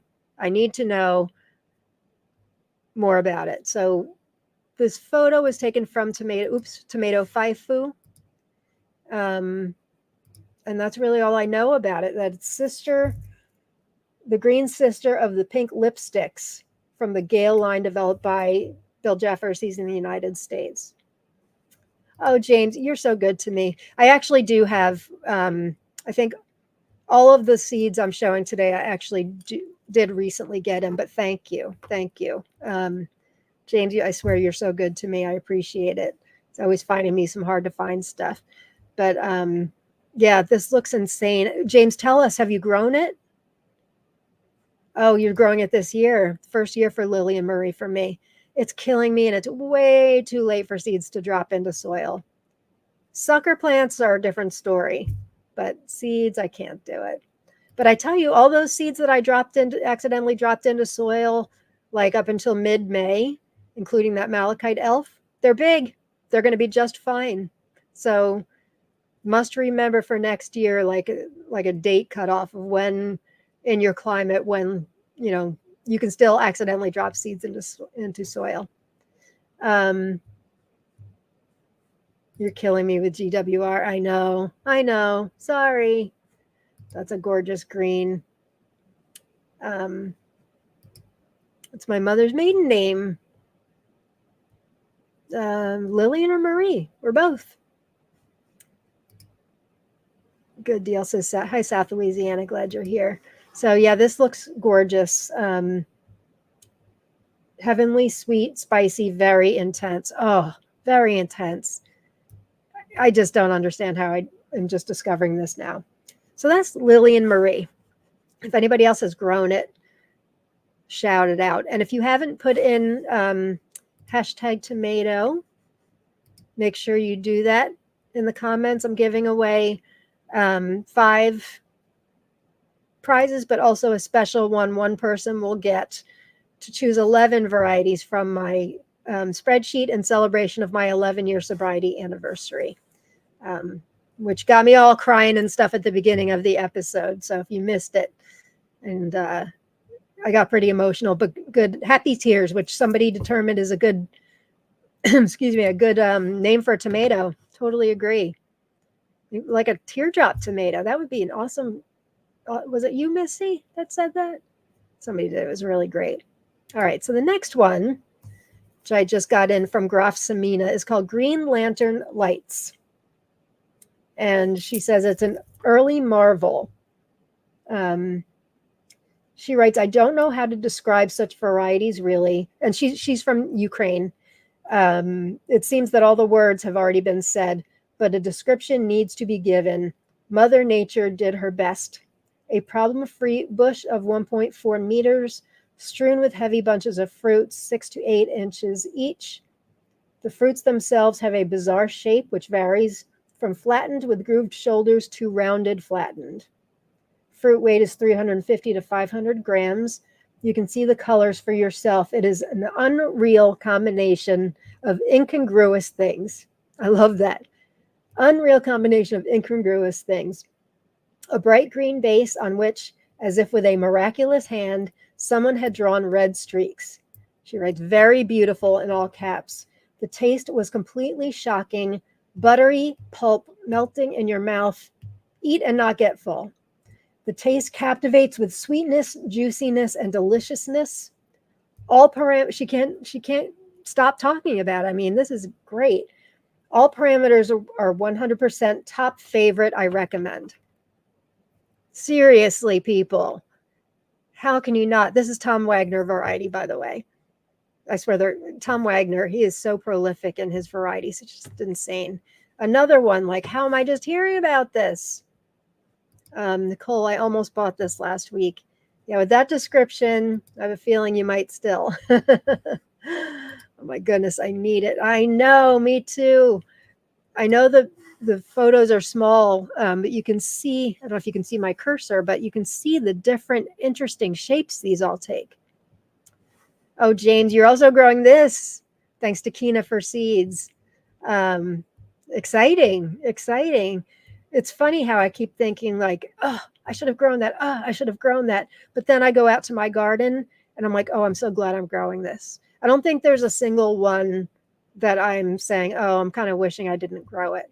I'm excited for all of them, truly. Licia, I kind of need that now. I know. I think we all kind of need that now. Her description is fantastic. Here's what Tomato Faifu has to say about it.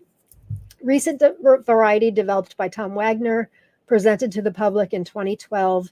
Fruit from 50 to 200 grams, round, slightly ribbed at the top. Green epidermis streaked with orange brick red, more marked on the shoulders and at the apical end. Dense flesh, green, mottled with red-green gel.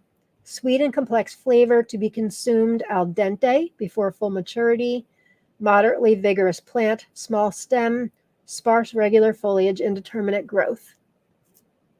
So there you go, Green Lantern Lights, another masterpiece. I just can't get over her description of it. It's just amazing. Wow, how lovely. Hi, Linda. Oh, Jerry, Lillian Marie is her actual name. How cool. That's a very cool name. You have to get that tomato now, Jerry. Okay, what's next? Oh, how did I do this? Okay, now I got it. Look at this one. This is a total Lauren tomato. Crepuscule dusk. Crepuscule is the name of it. It's also known as, it translates to dusk. If you go on, what's the website? Cultive Tarot in France. For my computer, at least, it will automatically translate to English. So the name on the seed packet is Crepuscule, but, or however you pronounce it, and that, but it translates to dusk is the other name. It says it's very rare. Fruits weighing 180 to 205 grams, flattened, heart-shaped, copper red dress with bronze green shoulders, two-tone red and green flesh, very aromatic with excellent complex flavor, good production, fruit set around 60 days after planting. I love this too. Yes, Olivia. Now this one, I didn't do a lot of research as to where you can get it. I don't know if it's an exclusive. It says it's rare, but I got it from a friend who ordered from me from Cultive Tarot in France, which I'm very, very grateful for. So that interior is just unbelievable. I just want to devour it. Never seen an inside like that.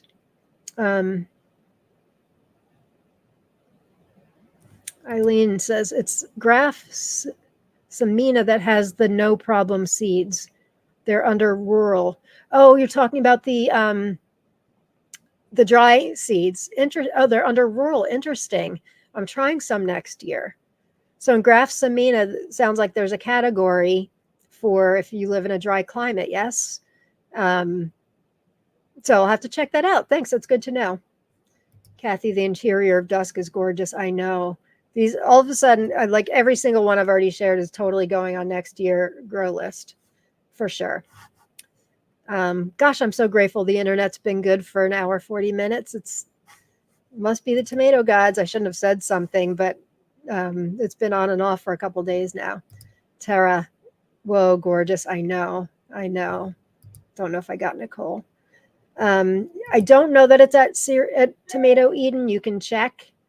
I know it's at Cultive Tarot. I don't know where they ship. I know they don't ship to the United States or Canada any longer, or maybe the UK too. You have to check their website. So that's Crepuscule. And the next one is a really pretty one.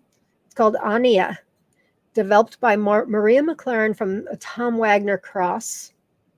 Very good, rich and spicy flavor, good production. Recent variety out of type from a Tom Wagner cross named Glacial Till. golf ball sized large cherry cocktail type round fruit, chocolate brown skin striped with green stripes, juicy flesh with a very good rich flavor typical of blacks, slender looking plant with small stem, regular foliage, indeterminate growth, good production from early mid-season until frost. Really pretty. The interior of this really gets me. All that seeds and goo, saying that it's got a flavor typical of blacks gets me. So yeah, this looks like a really great one. Anybody grown it? Wow, how different. Yeah, it is different. I don't feature tomatoes this size often enough, I don't think, but it is different. Serial Spinner says, and I was going to try to reduce the varieties next year. Sheesh. You and me both. I was too. I feel like what I do each year is I grow a whole, mostly new ones. I carry over my favorites like Malachite Box. And my goal is to eventually get my top favorite of all time and then just grow those. But who am I kidding? I'm never going to be able to do that. Craig LaHoulier scaled his down to 16 this year. That requires a lot of discipline. So he picked his favorites and is doing that. So we'll have to see on our Tomato Talk Live, hopefully in July. We'll have to see how that's going for him. Becca, rural means dry on the site. Is that what you said? That's what I'm guessing. We were talking about dry farming, and Irene was talking about there being a site that has that specializes in those varieties. Irene, if you can, or Eileen, sorry, if you can correct me if I'm wrong on that. But that's what I believe we're talking about. Everybody's telling you good luck, Serial Spinner. Ha. Brianna, wow, that deep orange inner color is so unique. It is. It's like a pumpkin spice, like a deep amber. Really pretty. Really pretty. Lynn Palmer, Cultive Taru is terrific. It really is. It really is. Glad to see you here, Lynn. I can't wait to hear if Craig really did it. I know he really did it. I want to hear from him, like how it's going for him, if he misses anything. I bet he's good. We'll see. Anthony, Craig sent me some seeds. He's amazing. He is amazing. Yep, he is. He sends seeds to a lot of people. I don't know if you watched our Tomato Talk Live with him back in, when was it? April? It was a fantastic episode. We can't wait to have him back. He's just the nicest, most humble guy who truly loves tomatoes, loves to share all about them. He loved the comments from you guys live. So it was just, I feel grateful for him to be my friend and to have him in the tomato community. Not everybody's as nice as Craig, and he's a gem for sure.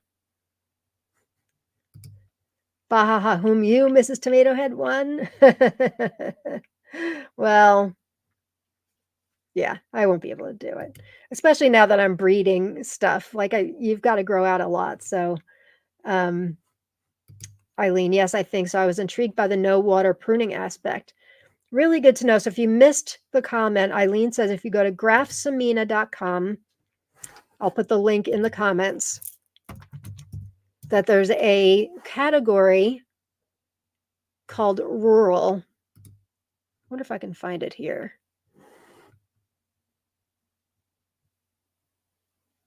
I don't see it here, but I'm going to put the link in the comments. They are one of my new favorite vendors. She's from Ukraine, deep in the heart of the war. She fills orders by candlelight when they turn off the electricity. Her prices are unbelievable, like €1 per pack, which is basically $1 per US dollar per pack. And her varieties are insane. I'm growing like 10 new micros that I got from her.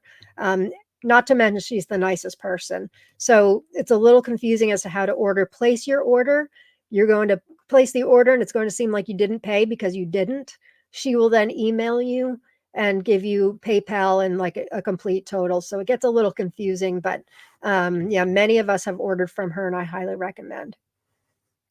Rowena, I'd be shocked if you could cut down to 4 dozen varieties. So would I. Yep, so would I. There's just, especially like every year, I find new great ones. And there were many great ones we found last year that I'm not growing this year. The only ones we're regrowing are Malachite box, um, Bananas Noir, of course, our tomato. What else?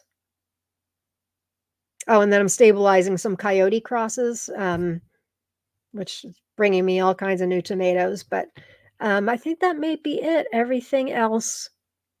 I was going to grow again Cherokee Purple Bicolor and decided not to at the last minute. That might be it. And I'm growing Malachite box because it's our number one, and I really need it to be a baseline when I'm comparing with others that are outrageous. But man, last year Uptown Funk was amazing. Captain Lucky was incredible. I'm not even growing Cherokee Purple this year or Berkeley Pink Tie-Dye, and those are two of my favorites. Heidi says Alina is amazing. The countdown is on for my current order. She really is the nicest person. I was sure rural was some wild thing. Yeah, I never knew about it, which is surprising. Nicole, I just placed my first order and I can't wait till it arrives. Me too. Me too. And I actually have, I think I have a packet or two of her things here. Yeah, let me show. It's going to be, I know it's tiny. Here's one of her seed packets. So sometimes you get from overseas and it's always in another language like Ukrainian. She also has the English translation, and her site is really easy to translate also. It translates, at least I think there's a English option. So yeah, I can't speak more highly of her as a person and as a vendor, and her selection's unbelievable. All right, let's move on. This, you guys may know that I'm always saying that reds just don't wow me. We've grown a lot of reds over the years and pinks, and I just don't have anything with that intense flavor that knocks my socks off. The only, um, not excuse, but the only one I've found that has it was Sweet Scarlet Dwarf, which we grew last year. That is a red that has intense flavor.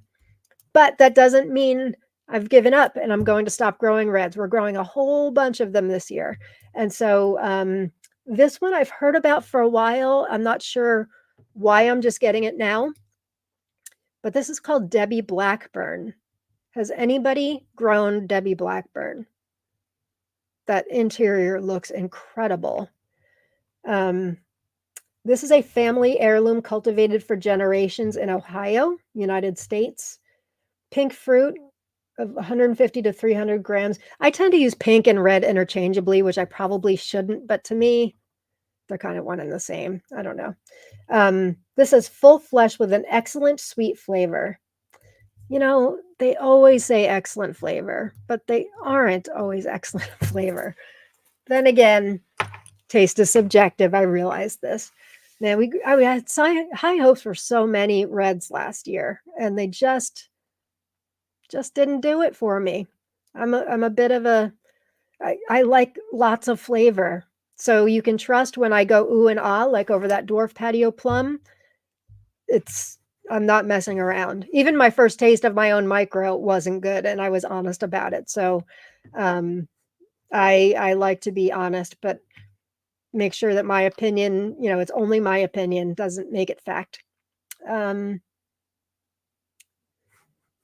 I hope Adora is RAF is delicious. Sorry if you all have mentioned it. Been working. Haven't mentioned it today, but I think I featured it a while ago. Yeah, that one looks really, really good. I'm not growing it this year, but it looks fabulous. Glad to hear it's good. That was almost on my grow list this year, but got knocked off. I've got so many things that I'm growing with that green tricolor look. So I'm curious to see how they all are.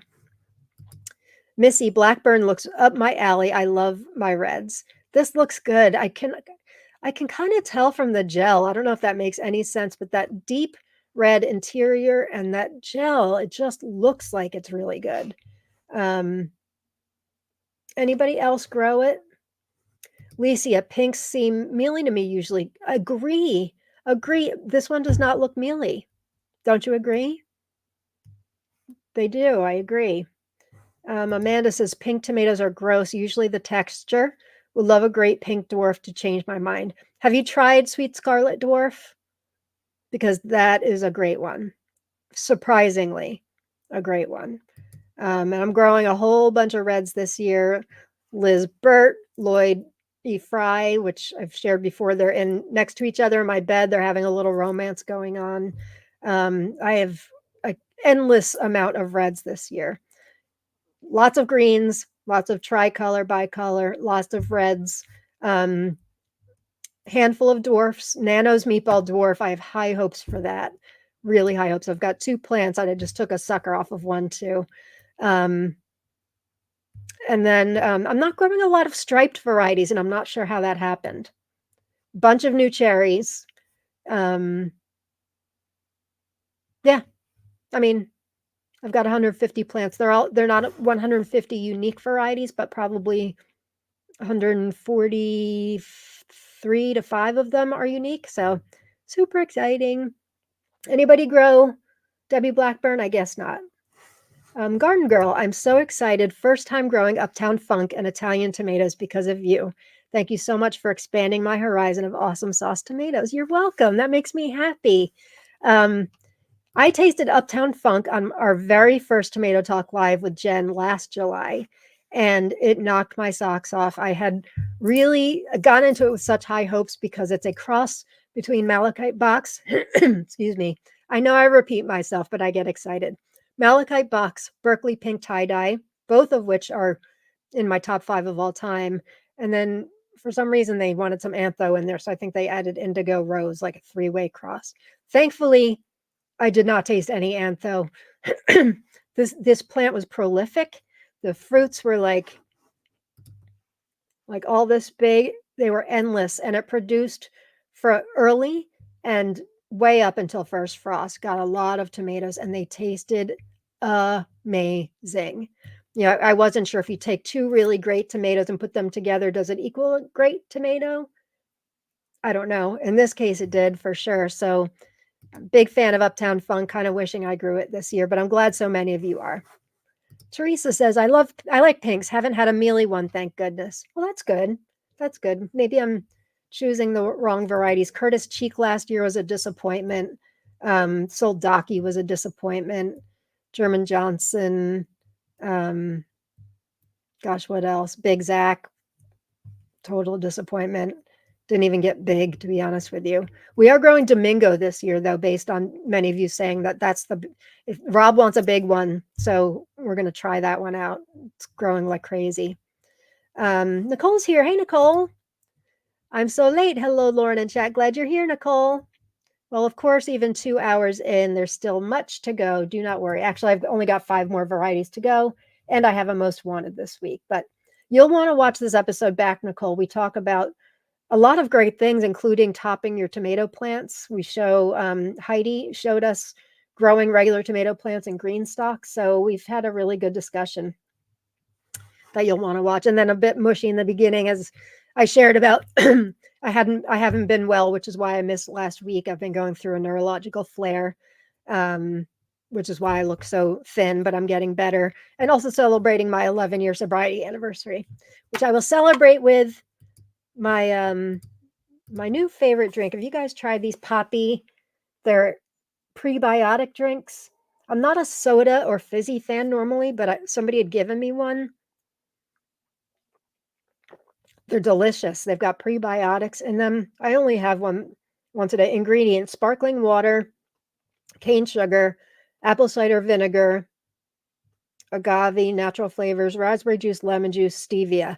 So good stuff in it. It's got, if you're watching sugars, it's got 4 grams of sugar, doesn't have a funky aftertaste, and it's got prebiotics, which are good for your gut health. So I should get reimbursed for this or commission on this, shouldn't I? But anyway, toast to 11 years with my Poppy soda. Brian, I was disappointed with German Johnson last year too. I decided to try another seed source for this year to give it another shot. Fingers crossed.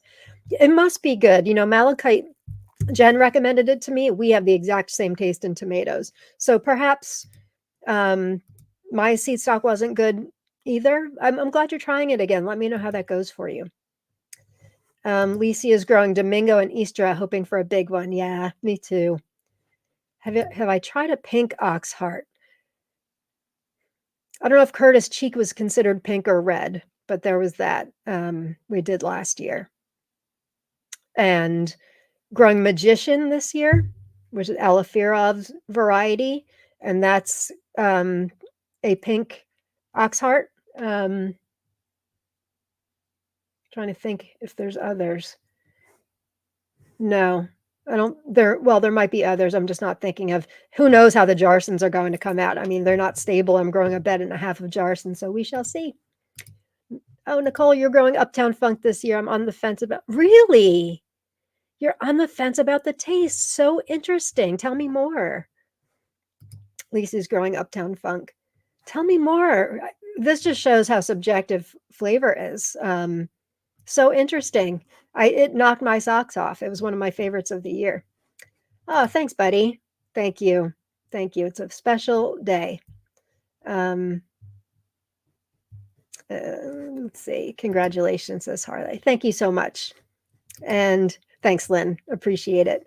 I shared in the episode that I like to be public with it and celebrate it to help reduce the stigma and to help others who may still be suffering to know that there's hope. And I also like to keep it green for myself so I never get the urge to go back there. It's a good life. 11 years I've been blessed with this life I've been given, that's for sure. But it's been work. It has been work. All right, this next one's called Cassandra. So these pictures look different because on different websites, they looked a bit different. I'm not sure if the one on the right is just not fully ripe yet, but I wanted to show them both. This one sounds great. It's a recent 2017 variety from Austria. Round fruits weighing 100 to 200 grams, raspberry red, streaked with dark green multi-lobed flesh, skin thin, like that, but resistant to splitting. Fine flesh with a fruity flavor, beautiful and good originality. Made to Austria, orange, yellow, purple skin with green streaks, firm, juicy crimson raspberry flesh, rich, full-bodied flavor, large potato leaf foliage with broad leaflets, indeterminate growth, generous production from mid-season. So that looks really good. Looks and sounds really good. Alicia says that looks yummy. It does look yummy, doesn't it, Cassandra? And you can see that there's a really tiny picture there of the plant, but it's just loaded with fruit. Nicole says, I've got a taste test video recently on my channel. Too many others that had more incredible tastes. I'll have to revisit it. Interesting. I did find it tasted different as the season went on. It was still good, but it was different. It really could be like if it had more antho on it for me, it would have been game over. But it didn't. It didn't. So I don't know if maybe yours has more antho, but I'd be curious to hear. I really liked it. Heidi's growing Uptown Funk too. Hope I didn't steer you guys the wrong way. Sorry. Sathya, I'm from Austria. Cassandra, wow. Yeah, you should get this. You should get this. And Ro, Cassandra looks like my kind of tomato. It really is lovely, isn't it? I love those stripes. Berkeley pink tie-dye has that kind of metallic look to it. I really love that. So that's Cassandra. Couple more we've got here. This was given to me as a free gift, and I wouldn't have ordered it by myself because of that antho, but the more I look into it, look at this interior. Oh my gosh. This is a beautiful tomato. It's called Blue Jollies. Stabilized by Jose Antoine from Belgium. The World of Tomatoes site says it's 2 meters high, mid-season, high-yielding variety. The fruits are flat, round, very beautiful. Fiery orange background covers the black-violet dome to the middle. Delicious taste, juicy, aromatic, weighing about 200 grams, sometimes more. Excellent variety. And then a site called the Vintage Seed Company, which may be where I got the photo on the left. Beautifully colored outside, dark violet, yellow, and orange to even red when fully ripe. And inside, red and yellow marbling. Very juicy and tasty flesh, sweet with fruity tones. Blue Jollies was developed from an accidental cross found by Jose Antoine of Liège, Belgium. Very attractive bicolored fruit with dark antho splash on the sun-exposed part of the fruit. Medium-sized oblate tomatoes, perfect for slicing and putting on sandwiches. Gorgeous innards on the blue jollies. Couldn't agree more. Ramonte, your best tomato ever. Are you serious? Well, now it's a must for next year. Oh, Ramonte, thank you. Make note. This woman who's an encyclopedia of tomatoes says it's her best tomato ever. I'd love to hear more, but just that statement tells me I'm growing it next year. I just love I mean, I posted a photo in the group yesterday of the bowl of Bill Yoder cherries I have on my counter. That's just art. Like, wouldn't even need a filter. Not that I use filters, but this looks like art. It's just gorgeous. Ramonte also says she needs Cassandra. Well, let's talk, Ramonte. I'd like to give you some seeds. Linda loves blue tomatoes. This one's just so stunning. And again, I wouldn't have ordered it on my own. It was a free gift from a vendor. Amanda says she loves antho. Idaho Garden Girl says, wow, it's gorgeous. It really is. It looks like a gorgeous sunset at dusk. I mean, it's really just outstanding. The inside reminds me of what I'm growing a variety called ET this year, which I've featured before. The insides look really similar to that. Really great. Hey, Brampton Gardner, glad you're here. Olivia says, Cassandra's so pretty if you're joining us. This was Cassandra from Austria. And this is Blue Jollies. Brianna, now it's a challenge by Ramonte. You need to try it. There's no question. If Ramonte says it's best tomato ever, there's no question. I don't even need to go any further. Growing it. And I probably wouldn't have if you didn't say that. I mean, the description sounds great, but, you know, I value your opinion so much, Ramonte. Everybody's saying that. Nicole says, I now have to try it. Rose says, who doesn't like to get their jollies? Truthfully, though, I enjoy the high antho tomatoes. Interesting. Again, you know, we all have different tastes, which kind of makes it exciting, right? Kind of makes it exciting. Michelle's here. Hi, Michelle. Finally made it today. Well, this isn't our normal time. Normally it's Thursdays, but I was kicked off the internet yesterday. Surprised I've been going 2 hours at this point. I thought it would cut us off, but we've been so far so good. You will, if you're just joining us, you will want to watch back from the beginning. We had some really great informative discussions about topping tomatoes and a bunch of other things. So you'll want to watch back. Darla says Blue Jollies is stunning. It sure is. And Heidi just went on the must grow list. Me has a feeling that in Seed Seeking Saturday tomorrow, Blue Jolly is going to make its way onto some lists. I love when that happens. Antho, I know, scares me too, Teresa, but you know, I grew Lucid Gem last year, a Bragg Gates variety, which had quite a bit of antho at the top, and it was delicious. And even the micros I've grown with antho, they've been fine. I haven't had yet a micro with antho that tasted antho to me. They've been great. Ink Spot is wonderful. Tartufo, Purple Boy, they've all been really, really good. But some, like Black Beauty to me, ugh, gross. OSU Blue, Dancing with Smurfs, they're just not for me. They have a funky taste. To me, it tastes like soap. But again, it's subjective. Some people really love the antho. However, with the antho, I'm already growing this next year. No question. Ooh. Brampton Garner, sorry I can't chat much. I'm attempting to sew my own banneton for my sourdough. Really? I didn't. Are you talking about the liner or your actual banneton? I'm an avid sourdough baker, you may know. In fact, I'm baking one tonight. I get it banneton from, I think it's a German company. It's made from wood pulp. I love it. It doesn't stick. It's great. But now I'm impressed. I need to know more about this banneton. I love making sourdough. You didn't like Lucid Gem. Interesting. The ones that had more antho, I didn't like as much, but I actually did like it. Lisa, tartufo is yummy. I agree. Ink Spot was even better, I thought. Rowena, I dislike antho, so I'm wondering if you protect the tomatoes from the sun, do they taste less antho? I found that yes. But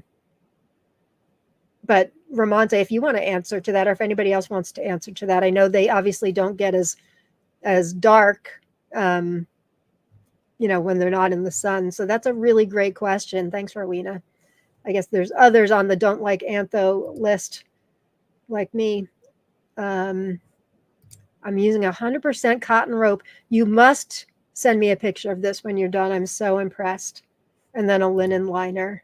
Nice. I don't use a liner. Came with a liner. I don't use a liner. Really impressed. Really impressed. I bake a new, I don't know how you pronounce it, boulet, every other day. Rob and I eat half a loaf every single night. I love it. Rose says, I'm growing tartufo for the first time this year. Long ways from getting fruit, but I hope you're right. It's a good one. Nicole likes Purple Boy. Purple Boy, I believe in all of my research, and this is going to break some hearts. I was talking to Amanda about this the other day. Purple Boy, tartufo, and what's the other one, Amanda? Tartufo, Purple Boy. There's a third one. They're actually the same variety. Not Ink Spot, but there's another one. Purple Boy, Micro Purple. Those three are actually the same variety, but they're good.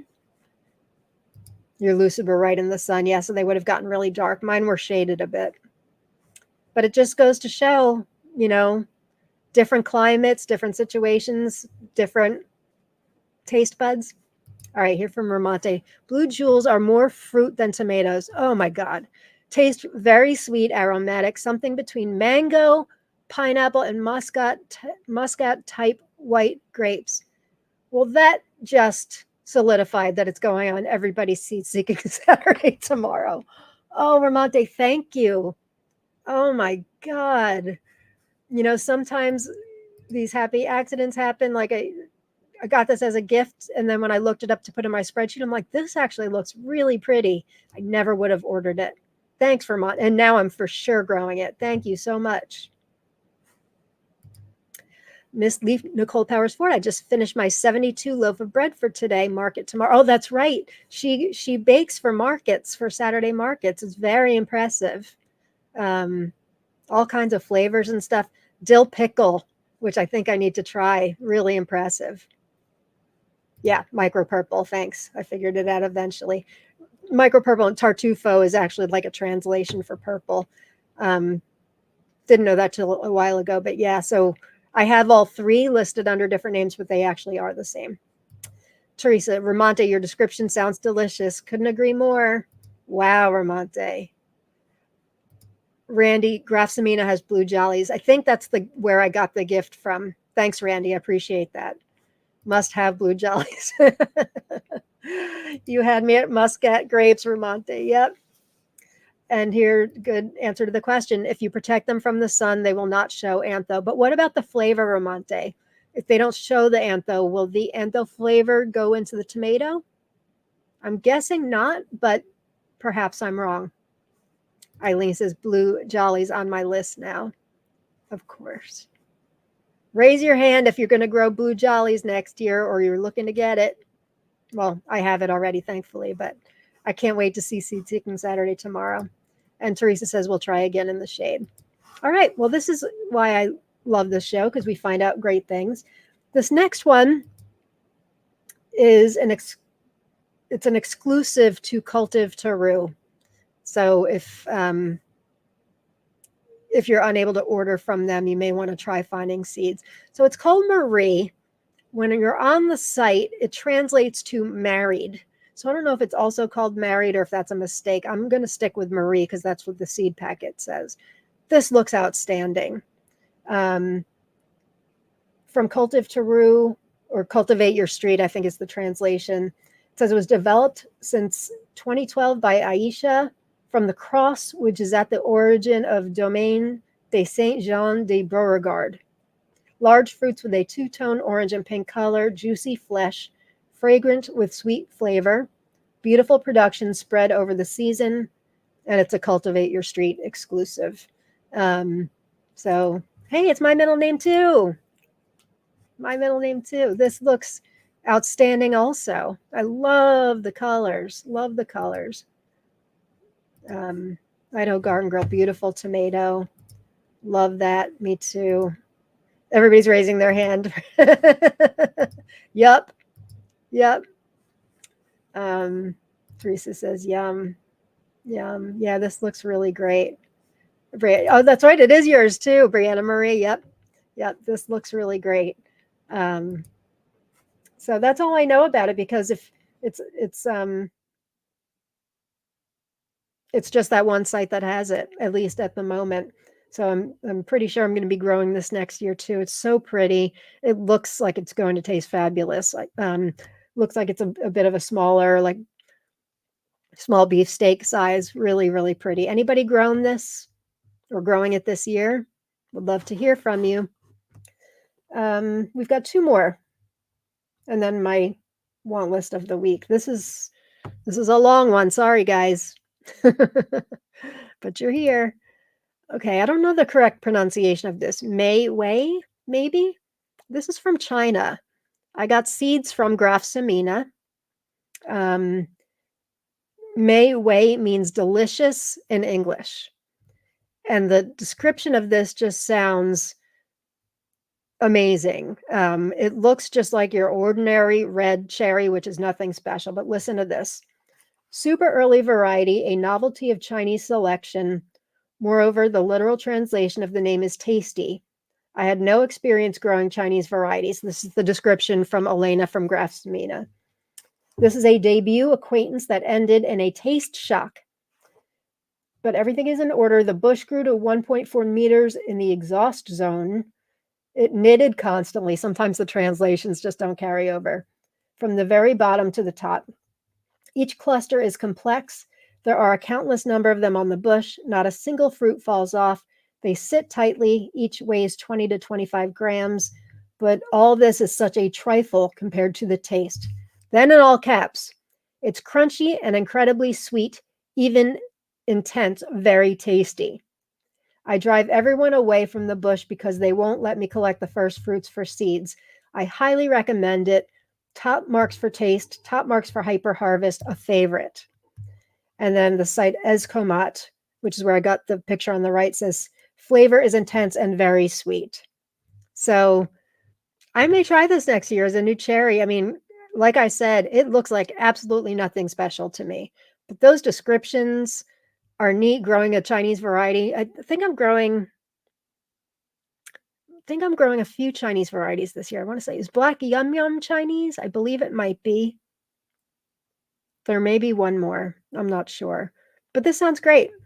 Oh, Sathya says Carolina's Paradise has Mei Wei. Fantastic. Good to know. Thank you. We love Carolina's Paradise.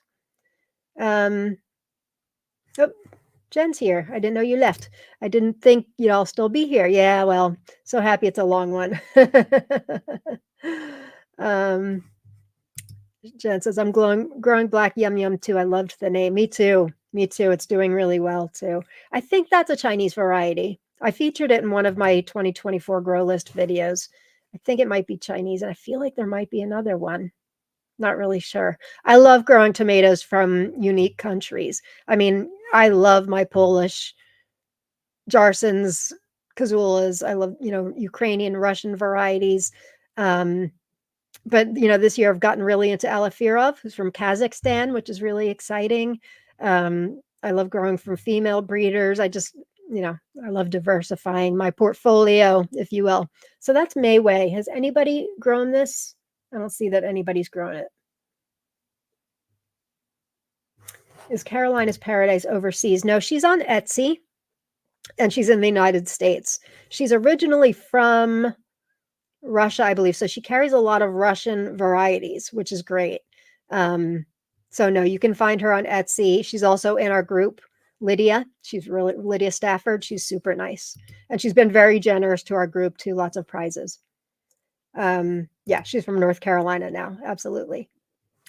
Rose says, I just traded for Black Yum Yum seeds. Looking forward to growing it out. Yeah, me too. I can't wait to see what what happens with it. The description was really good, so I can't wait.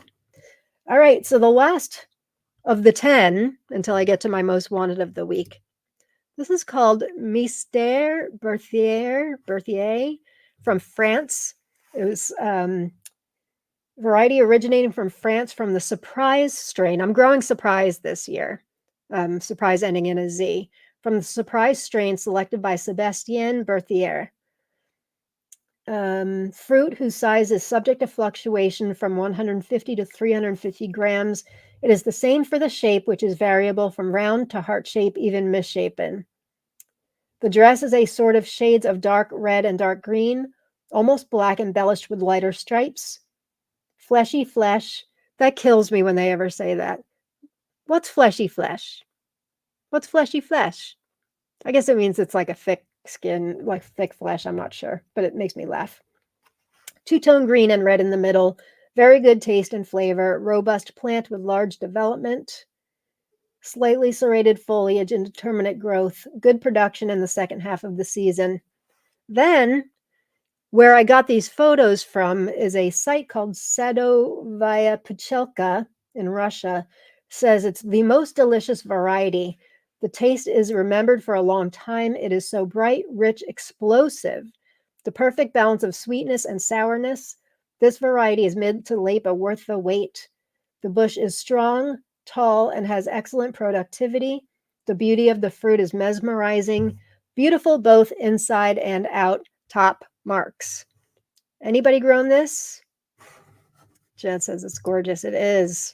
It is. The interior, I always have to see the interior because that's what grabs me. I love the exterior too, but if it looks like anemic or whatever, or not enough seeds on the inside, I'll pass. But the interior photos get me, and this one's a really special one. Oh, James, you're growing all of my ones from today. Also, first year growing Mystère Berthier. Can't wait until it produces. Me too. You'll have to let us know how it is. Ramonte, fleshy flesh can mean crunchy flesh. Got it. Got it. Probably like a lot of the lawn keepers, fleshy flesh. Rose says, for the record, I always feel a certain way about buying seeds based solely off the look of a tomato, but a picture is worth 1,000 words, and that photo speaks to me. Couldn't agree with you more. Couldn't agree with you more. And I mentioned this, I think it was 2 weeks ago, we kind of got on a tear about how I feel about filters. I'm not a fan of filters. I don't like when vendors use filters. It steers me away from that vendor. I want to know exactly what a tomato is going to look like. I don't want filters. That to me, that says you're untrustworthy. I don't need something to be Instagram worthy, although that is a nice plus, like Bill Yoder stuff. I want to know. I want to know what it really looks like. I can't stand those who use filters. Satya says Tomato Revolution has Mystère Berthier. Good to know. Thank you. They're in the UK. I placed my first. Did I order from them this year? No, I don't think I actually did. I meant to. I have a card, I think. Yeah, I don't think I did. Hi, Muselle. Glad you're here. We're just about ending, but make sure you watch the episode back because there's some good stuff. If you missed in the beginning, I'll share it one more time. I showed a rare micro variety I've been waiting for called B times Macbeth, which is just starting to ripen. These seeds were started on February 1st, took a month to ripen. And then I didn't want to taste it yet because I didn't want to be unfair, but I was really curious how many seeds are in these because I want to give away a lot of seeds, and I've given away sucker plants to many of you, lots of seeds. So that's really, really good news. I will taste next week. Bill Yoder's stuff is crazy beautiful. No kidding. No kidding. He and I are friends, and I tell him all the time, I'm like, what the heck with the colors? I don't know how he does that. All right. So my most wanted is one I only found out about recently. I believe Meraki Seeds actually has it, but I found out about it on World of Tomatoes, which I don't think I've ordered from yet. They're in, is it Latvia? Ramonte, maybe you know. And the picture is taken from World of Tomatoes. I believe he's the owner's son. He's in a lot of tomatoes. But this is called Liskin's Nose or Fox Nose. I think Meraki Seeds has it called like Liskin's nose without the E at the end, like NOS. But here's what I know about. First of all, it's super pretty. Um, Height is more than 2 meters, mid-season, very productive. The fruits are heart-shaped, all large, 500 to 800 grams each. Orange with a sharp nose, very tasty and sweet, with delicate melon pulp and a small amount of seeds. Very shelf-stable, excellent variety. And then Meraki Seeds says, fox orange fruits with a pointy nose-like tip, firm fruits with few seeds, small seed cavities, very juicy but still meaty fruits with a sweet and fruity tomato flavor. Indeterminate, growing to about 200 centimeters in height and spread some widthwise depending on how much of the suckers are pruned and the choice of staking and support 80 to 85 days. So I will probably be putting this in Seed Seeking Saturday tomorrow. This sounds really great. I don't think World of Tomatoes there with this handsome man holding this plate of tomatoes. I don't believe they have it in stock, but Meraki does. I could always order from them. Usually my most wanted are ones you can't find anywhere. So I know I can find this one, but if anybody's grown this, I'd be really curious to hear if you have it, if you're growing it this year. Oh, Mary, you're here. I'm so glad you saw the bee times. I've been thinking about you. Yeah, did you see the plants? See the inside? They're not quite ripe yet. They're very soft, though, surprisingly, but they're just starting to ripen. They took from fruiting to ripen 2 months. I'm not even kidding. Here's the other plant, which is a couple weeks behind. They're these hard green, glossy fruits that didn't seem like they were ever going to ripen. But alas, plant number 1 is ripening. And I've got this one, and then I've got a bunch of other sucker plants that are in the works. And I know I've given some sucker plants to some of you too. So we will save this tomato, everybody. We will. Oh, Ro, thank you. Don't forget to hit the like button. Yes, if you could subscribe to my channel, if you don't already, I would appreciate it. So let's give away some prizes. If now is perfect time, if you haven't done it. Oh, wait, I missed this. Jen, mine has a bunch of fruit on it. My bee times Macbeth. Yay! Jen got my 3rd actual plant. So 3 eventually germinated. I kept 2. Jen got the other one. And then people like Deb and Heidi and Cynthia, they got sucker plants, which may be a little further behind because that variety gives out a lot of suckers. And and Ramonte's growing it too. I forgot. I will send you seeds with a picture of why it changed its name. Of which one, Ramonte? Bee times? Interesting. You always have some food for thought here. Yes, type in hashtag tomato, just like Nicole just did. I'm going to draw 5 names. I mentioned in the beginning of the episode, I've been ill for the last couple of weeks with neurological stuff, which made it really difficult for me to, I have tremors, so it made it really difficult for me to do seed trades. I did get a bunch out a couple days ago, but I'm working on it. I apologize, but I don't want to stop giving away seeds. So I'm picking 5 regular winners. And again, I'll give you access to my spreadsheet. You can pick out 2 varieties, 1 variety, and I always give a bonus, so you may as well just pick 2. And then a 6th person is going to get to choose 11 varieties in celebration of my 11 years of sobriety, which was yesterday. Oh gosh, I am so grateful that the internet has been good. Was not expecting this. Great. So let's do this. So if you haven't been here before, oh, the fox nose. Yes, I did find out. I did know about that. Thanks, Ramonte. I did I don't know the story behind it. I would love to hear it, but I did see it had a couple different names. I'd love to hear it. Such a wealth of knowledge you are. I adore you. I really adore you. As do all of we. Boy, that blue jollies, Jen Joy, I don't know if you were here for that. You have to watch back and hear not only see the pictures, but hear Ramonte's description of blue jollies. It's insane. So anyway, if I draw your name, please private message me if you're in the group. If you're not in the group and you're on YouTube only, well, first of all, if you're not in the group, you should join Facebook just to be a part of it. We want to have you. But if you're not in the Facebook group and would like to email me, I just put my my email address. Oh, Jen, you grew blue jollies 2 years ago. What did you think? Why is it not coming up?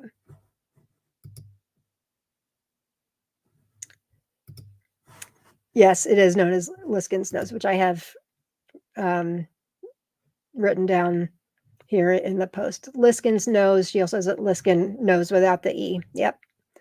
Thank you, Corrine. What'd you think of Blue Jollies, Jen? Because we're all adding it to our, well, I already have it, but we're going to have a lot of people adding it to their Seed Seeking Saturday post tomorrow. So anyway, email me. Private message is better, but email me. So we'll do the first 5, the regular 5, and then the 6th one will be the one who gets 11. Let's do it. Oh, and if you missed the beginning of the episode, sorry, I'm prolonging this. Starting next Tuesday, I'm going to be doing Tomato Tour Tuesdays at the same time. I'll be doing tours in my garden. Hopefully the Wi-Fi will be okay. I'll be doing that live on YouTube Tuesdays at 4. So now you'll see me Tuesdays and Thursdays. It will be recorded if you can't join live. So no worries about that. And yeah, we'll have some fun. I've been meaning to do them for a while, and just recording them such a hassle. But if I say I'm doing it on Tuesdays, I'll get to do it on Tuesdays. And plus it's fun sharing it with you guys. All right, here we go. Let's do the drawing. Number 1. Ooh, this went long today. Thank you guys for hanging in there with me. Just shows how passionate we all are about tomatoes. Olivia, yay, congratulations. Okay, there's number 1.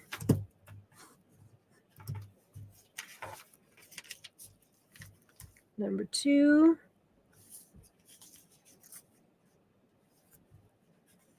Ann Lundstrom.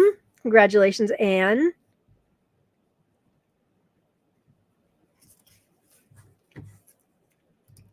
For those of you that haven't gotten yours yet, you can rest assured I do have it all written down. It will be going out.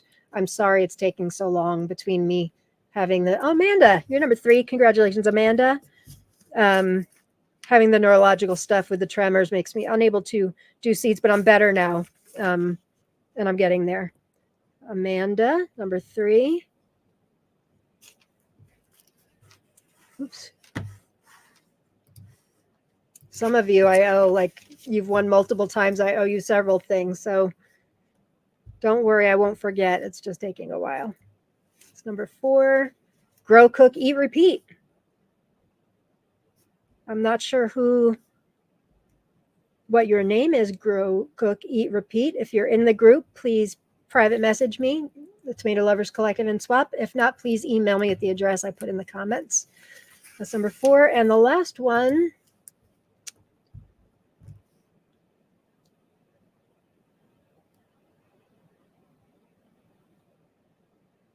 Brianna. Congratulations, Brianna. I know I owe you something. Okay, now this last one, you're going to get to choose 11 varieties from my spreadsheet, 1 for each year of my sobriety. So it's a special one. Big winner is Mama EC. I believe I owe you a couple things, Mama EC. Congratulations. Congratulations, everybody. This has been fun. I sure needed this week. Like I shared in the beginning, it has been a week, been a couple weeks that have been challenging health-wise and other things. So thanks for being here with me. I love talking tomatoes with you guys. Thanks, Licia. I'm getting better. Prednisone has really helped. I appreciate that. Congratulations to all of you. Congrats. And yeah, so if you guys are around Tuesday, I'll be doing my live garden tour on Tuesday. If not, I'll see you next Thursday, and I'll see you in the group, of course. Peace, love, get your gratitude on, and go grow tomatoes. Bye, gang.